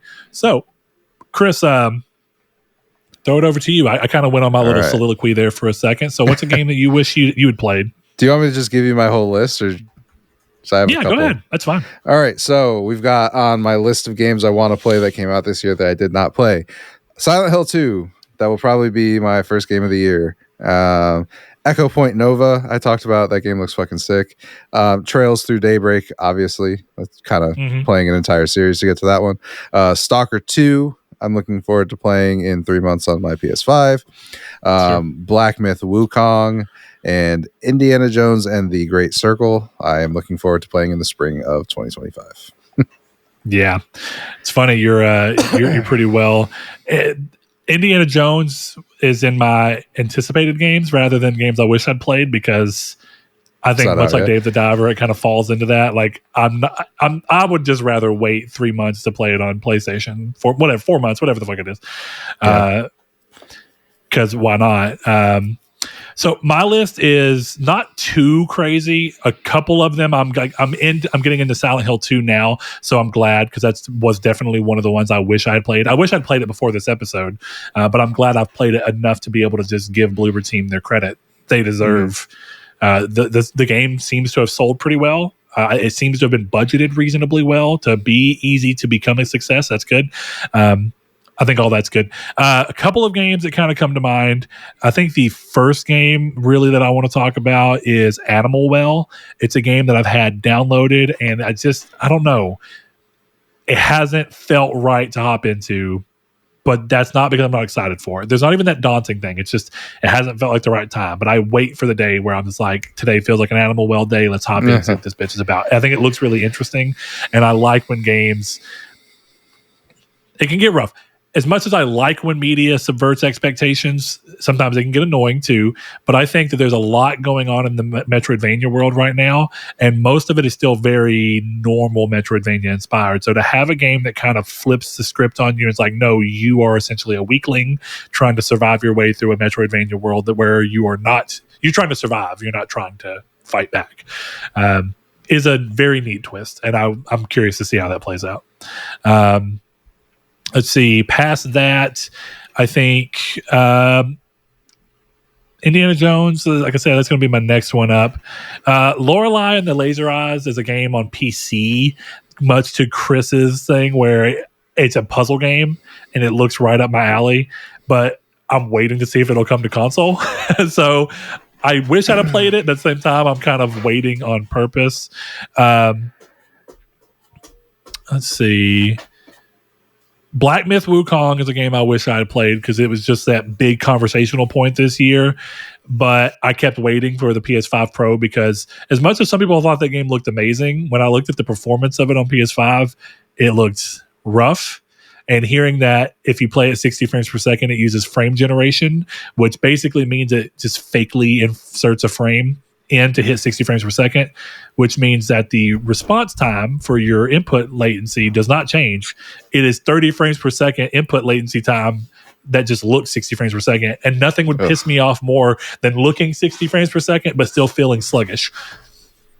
Yeah, that sounds bad. So, I'm glad to see that the PS5 Pro did get a patch for the game finally, and there is a balance mode where you can play the game at 40 frames per second without frame generation, and I think that's probably how I'm going to play it. Nice. And it looks better now too, because it looked pretty rough in 60 frames per second. It still looks pretty rough in 60 frames per second, but it looks pretty good in 40 frames per second. Let's see. trying to think if there's anything else that's really big that I wanted to play this year. Arkham Shadow, I have no way to play that because I don't have a Quest anymore. I wish that could have come to PSVR 2 and that my controller worked. So I guess one of the games I wish I played was Metro Awakening because I wanted to play it, but my controller just doesn't work, so I can't play it yet. Black Myth looks really good, like I said, but I don't know. Something about Black Myth looks really good, but it looks like it's totally an 8. I don't know exactly. I don't know how to better describe that. So I think that might be it. Dragon Age Veilguard just didn't quite land for me. So yeah. Why would you give me your list of most anticipated 2025 games then? Well, before we hop there. Oh, okay. I don't want us to end up accidentally skirting ourselves over something that you started talking about when we were talking about trends that you hope to see go away when we talk about Marvel Rivals. So let's hop in real quick to your little discussion point you wanted to do of trends to leave in 2024, since that's what we're doing. We're leaving, and then we'll talk about trends that we can take into 2025. I have one. It is a simple one-word answer, and it is Grums. I want to leave that entire conversation in 2024. So are you talking specifically about everything being what do they even call it? DEI focused, or I don't know the wording he uses. I know who you're talking about. I don't spend enough time paying attention to him, partially because he seems like a one-trick pony. He keeps talking about the same thing. That's the problem, right? Is like I think there are conversations to be had on every side of every aisle, but I don't think the conversation that is had through that lens is very good. Like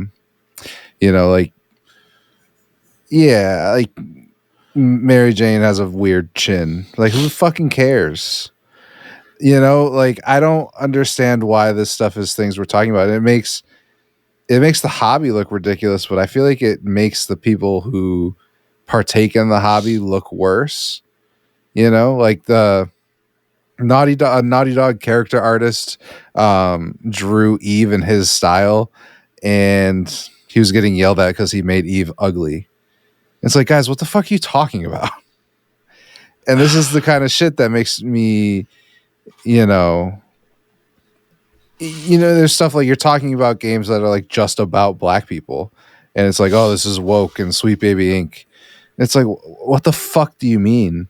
Is that like the Tales of Kanzaro game? Yeah. And it's like, that's just about black people, dude. Like, that's not woke. It's not woke African to be about black folklore people. Is what they basically said, right? Yeah, I don't know, man. I think the conversation's so weird around that in particular because sometimes you feel like, well, people have got to be resonating with him. First of all, because he's got quite a following. So there's definitely a subset of the people who want to fester online that follow him. And I'm not even saying everything he says is wrong. No, I don't think so either. But I think the bigger thing is that it's weird because sometimes you see the games market really respond well to things that point towards what he's talking about, like the fact that Eve in Stellar Blade is so pretty. But you know what else is really interesting in Stellar Blade? They don't sexualize Eve, really. And that's a really weird statement to say because I know that someone will be like, well, look at her. You sexualize her just by looks. But I think the important part is that the game, the context in which her character exists and the story and world in which it does, she is never sexualized at all. And a good example is no one wants to bitch it. And I mean this in a good thing.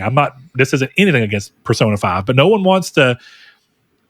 has anything to say about the fact that Anne in Persona 5 is sexualized. Mm-hmm. And that's fine because realistically, I guess all I'm saying is that game doesn't get hit for it. I mean, Anna's a traditionally attractive character. I don't think she's not. And she gets sexualized, but it's also not a very big, important part of the game. Like, it's not a continual overarching thing. And yet a game like Eve or Stellar Blade, where Eve is like very conventionally super attractive, which is not a problem. I do think Eve is a very attractive looking character. It is nice to look at such a visually pleasing character, but it's also nice that despite that being the fact, the game and no one in it sexualizes her, which is weird because it's actually a little bit in stark contrast to Nier Automata, where for the most part, 2B is not sexualized, but she does eventually get sexualized by 9S in a particular part of the story. But it's also still pretty minimal. And I don't know, there's a big difference between when games pull in a hot character and then sexualize them within the context of the story versus just having an attractive character. I guess I don't think that one has to be bad for the other. Like, yeah, I know Stellar Blade did well because Eve looks good, but also her looks don't play any part in the game in which she takes part in.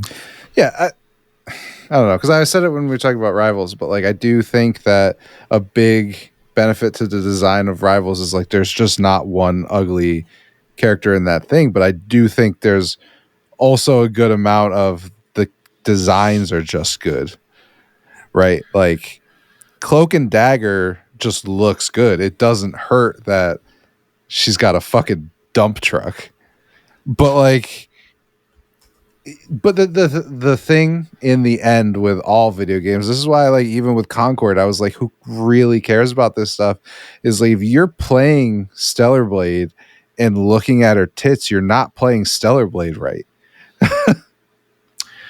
Yeah, and that's a big problem. I ultimately agree with that. Yeah, well, it's a fucking action game. If you're able to like ogle her right, you're not playing the action game right. Like you're supposed to be concentrating on the enemy, not the fucking, hot character. So that's the weird part for me. It's a weird conversation because really none of this fucking matters. No, it doesn't matter how and that's why I want to leave it. It's one of these things where it's like, stop talking to me about how hot characters are. Like I don't give a shit about that. If there's a problem with a game, fine. We can talk about how DEI, quote unquote, may have made Spider-Man worse because that Deaf Girl mission is fucking atrocious. But it's not the fact that the mission is with a deaf girl. It's the fact that the mission is booty cheeks. Yeah. So let's talk about the fact that they designed a shitty mission, not the fact that it's woke because the girl who gives you the mission is deaf and blind. That is immaterial to the mission being garbage. And again, I think what it comes down to is that the argument, right? And whether it's correct or not, the argument that someone would throw out there, and I get the intuition, is that the reason that the mission sucks is because they felt like they had to put a mission in for this deaf character that they had. But my argument would just be like, even if they feel like they have to do that, that's their prerogative. Just make it better. Right. Like, that's exactly my point. The mission if you sucks, think you have to do something, just do it better. If you have to put a mission in for this character, I don't give a shit if you feel that way. Just make it fun. This is an interactive environment. I mean, it'd be like saying, like, oh, hey, I wrote a story that includes a deaf character, but then the story sucks. It's like, I don't care that the deaf character is deaf. You just wrote a shitty story. Right. So that's kind of where I'm at. I want the conversations to be more real. Yeah. Don't talk to me about the hotness of, like, I don't want to hear that the girl from fucking Intergalactus is ugly and that makes the game bad. That is a stupid thing to say. It is a stupid thing to say. Let's see, a trend to leave in 2024. I think it's going to be weird because it depends on, trend means a lot of different things. But a trend is basically something that happened enough throughout a year that you'd want to see it go. I hope that we leave the trend of shutting down capable studios moves away in 2024. And I do strictly mean capable studios that put out a product that did well. Like, it's still so weird to me that Tango Gameworks got closed. Now, thankfully, they didn't stay closed. Someone ended up buying them, last minute savior, all that. But it is so weird to put out that game and then close that studio. And that's just the tip of the iceberg. I honestly think the fact that Sony closed Firewalk, I I'm torn on it because part of me is like, I get even closing the game, but that doesn't mean that the talent behind the studio can't do anything. Maybe scale them back and put them on a more budget project so they can re-earn your trust, because they clearly have people who can develop a core game. If the most common thing that you heard was that the design didn't feel original enough, keep the people who wrote the pretty competent netcode and the decent and the honestly very competent gameplay loop, and replace the art team with a more inventive art team. Do anything other than just shuttering someone you just bought. Yeah, I mean, honestly, the most egregious example, I don't even know the team name, they were open so little, was the team that launched Visions of Mana, and then before the reviews came out, the studio was closed. Yeah. I can't remember the studio's name either, but yeah. That's brutal. It's a wild thing to do. But I agree with that. You want to move to take it to 2025? Because I only had the one. This one's going to be interesting because I don't feel like I have a gut one for this. But if you have one, which I assume you did for you to have the thought, I do. It may inform where my brain goes. Because if I had to say a trend, the problem is half the trend is good, but the reception to the trend was not. So I want to hear yours. So I have two. Mine is number one, Bloober Team, and number two, Banger Reimaginings. Those are my two. Okay. I'm here for Bloober Team's next game, Chronos, I believe it is. And then I'd like to see people continue to make good reimaginings of games. I'd just like you to call them what they are. Yeah. Reimaginings. I've often said that the three re's remake, remaster, reimagining. Okay. It's like reboot. I'll say reboot instead of reimagining. I like reboot. And it's probably a better way to go. I think that is fucking rough. And actually, I'm so glad that Silent Hill 2 is not called Silent Hill 2 Remake. They have never called the Silent Hill 2 Remake realistically. It is Silent Hill 2. Yeah, because they know ball. Nobody else knows ball. But Bloober Team knows ball, which is why I'd like to take Bloober Team into 2025 with me. Let's go. Real ball knowers that they did not make a remake. They reimagined Silent Hill 2. Good and I think that also, like, that was like the whole thing with like Ratchet and Clank on PS4 2016, is that game was a reimagining of Ratchet and Clank. So they didn't call it a remake. It was just called Ratchet and Clank. Fuck yeah. It's good. The only game that's really been ballsy enough to put remake on it, if we're being real, was Final Fantasy VII Remake. And it is the least remake of them all. It's the funniest fucking thing. Yeah. It is less of a remake than Silent Hill 2 is, than Resident Evil 4 is, than fucking... It is less of a remake than any game, and yet it gets the title remake in the name. Fucking insane. I love it. Did you come up with one, or do you want to just move forward?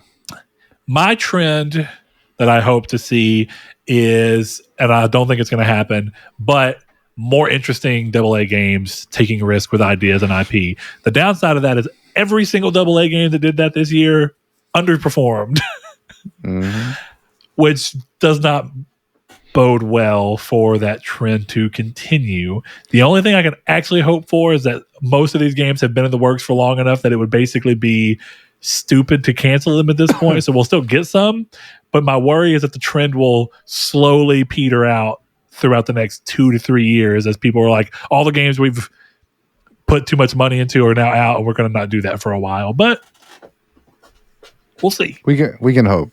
We can hope. One of the games on my most anticipated list, I think, would be considered AA. So, okay. Well, in some ways, it depends on what you want to say. I think that there's an argument to be made that Alan Wake 2 is a AA game, but it's clearly swinging for the AAA space. Yeah, that's fair. And I think Alan Wake 2 is one of my examples of a game that just really fucking went hardcore. And I was like, damn, we're got a lot of interesting and new ideas. But that game, last we've checked, still hasn't made its budget back. Banisher's Ghost of New Eden did not hit its sales expectations, which does not mean it's not made money back, but it did not, at the very least, hit the expectation, and it's causing Don't Nod to adjust their future plans for how they choose what to develop, and that is fucking brutal because I love that game, and I want more of the mythos behind it. I want more of the ideas that come from what can we do if we scale back and really are lean with what we're trying to make, and that did not do well for many people. Yeah. Yeah. All right. Banger new teams with banger new indie games because Balatro, fuck yeah, let's go. Fuck yeah. One man. All right. So most anticipated, and it's going to round out the episode, huh? Yeah.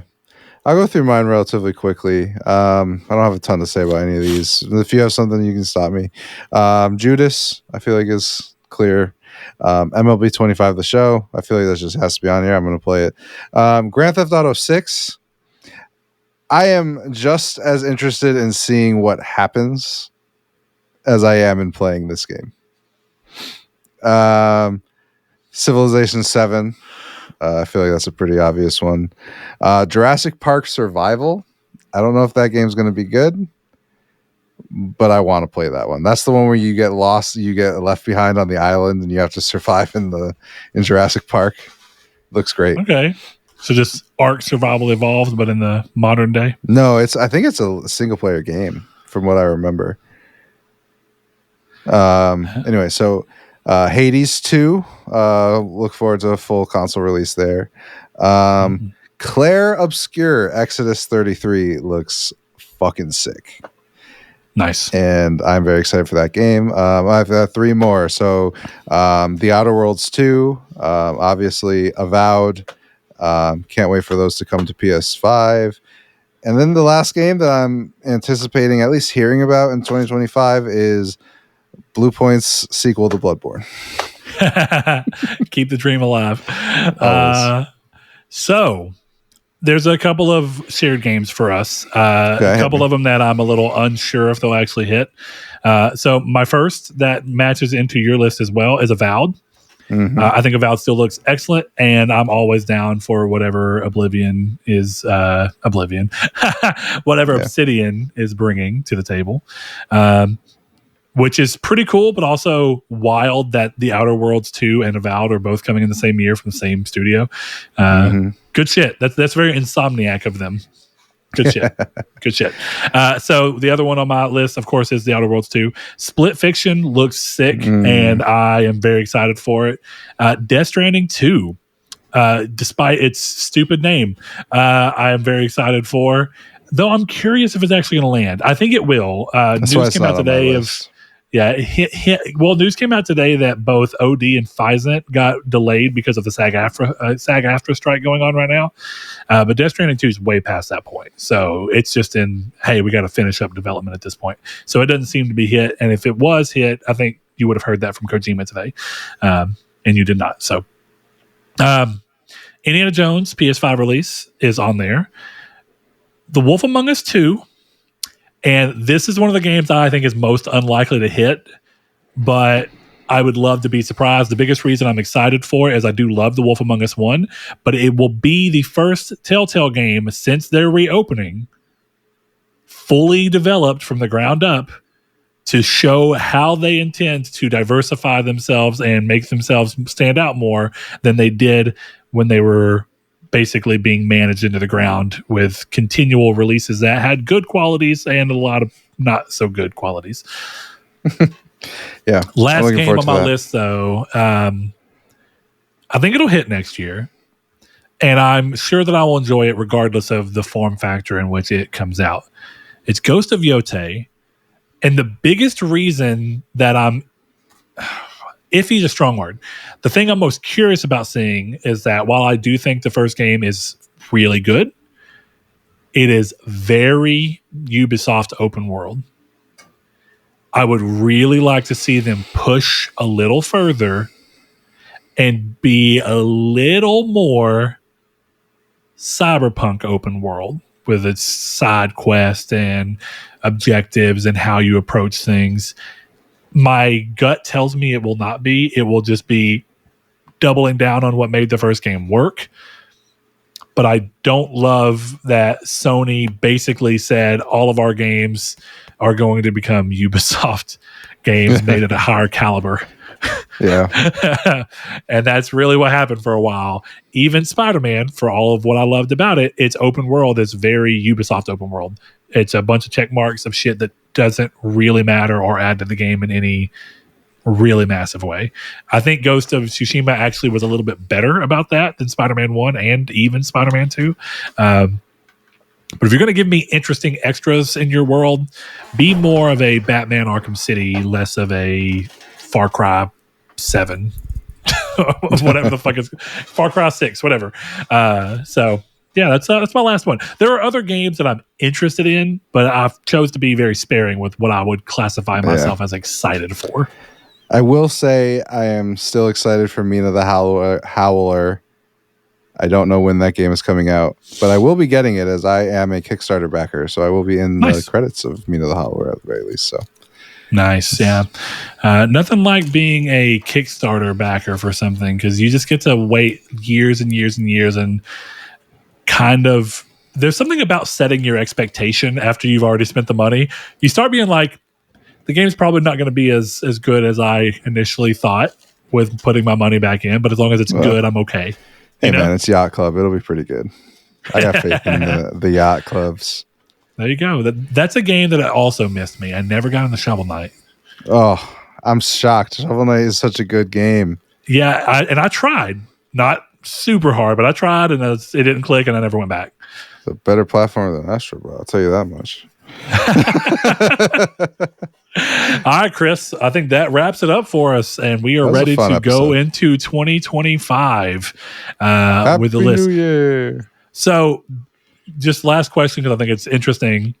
I'm clearly going into 2025 with Silent Hill 2 being top of the list for me and what I'm going to continue. Do you see yourself having your first game of the year completion coming from Trails? Do you feel confident enough in that yet, or are you still feeling your way through as to whether the Steam Deck's going to be able to hold you like you're hoping for? I think I'm going to finish Trails. Yeah. Nice. The question will be if I get the platinum in Balatro before I finish Trails. That's a good combo. I will say that platinum is a lot closer than people seem to think it is, or I think it is. For Balatro? Yeah. Dude, I have been watching, and every time that you update what decks you've completed the gold with, I'm like, oh shit. Mm-hmm. Here he is. It's coming up. I'm up to, I think, 7 now. 5 more, and I've got all the gold stakes, and I'm just anaglyph decking and getting negative tags and hoping it works out for the best. Well, Chris, I hope that 2025 brings you good luck in getting your Balatro platinum. Brett, I'm being genuine. I think I will cry when I platinum it. I genuinely think I'll cry. Yeah, you know what? I understand. Here's the thing: fair. if I would have stuck, and I think Inscription is ultimately a harder platinum than Balatro. I think Balatro takes a lot of time, but I think that I don't know, man. Inscription's platinum is pretty goddamn brutal, and I think if I would have been able to stick with it, by the time I got that platinum, I think I would have probably been like. I've never wanted to platinum a game this bad. I just want to have it, and I want to keep playing it. Was my first game where I was like, "It's going to happen," and I will continue to play more. And I have. I've played more Terraria. It's fucking excellent. It's a great game. I can never. I wish you luck. It's going to happen. Yeah. Doom, doom, doom, doom, doom. God damn it. Gonna go play Balatro immediately. Go play Balatro, Chris. Thank you. And thank you to all of our listeners for this year. We appreciate that you give us your time each week, or I guess now every other week. A lot of you have managed to stay on and listen past that. We appreciate it. If you like watching this on YouTube, we see you there too. We've had a surprising uptick in people watching on YouTube and watching a considerable amount. So that's been great to see. We appreciate it. And if you want to join our patrons who went over to patreon.com/Nartech and gave as little as $1 per month to help support this show, you can do so, and you will get your name shouted out at the end of every episode as a way of saying thank you for the time being while we have enough patrons to make that a feasible goal. So going into 2025 and hopefully being able to continue this show on in the same way we have always stuck with it. We look forward to it, and we appreciate the efforts of Duh Overlord, Spencer, Brandon Edwards, Alex, Barry Rogers, Stingray X, Matt Tubbs, Easton328, Lecheon69, Bailey Robertson, Mark Schutz, Rudez93, Kevin Bacon Bits, Danny Villalobos, Jehudi MD, No Fate, Josh Ayers, Derek Porter, Matthew Green, and Sean Santaroo. Thanks to each and every one of you.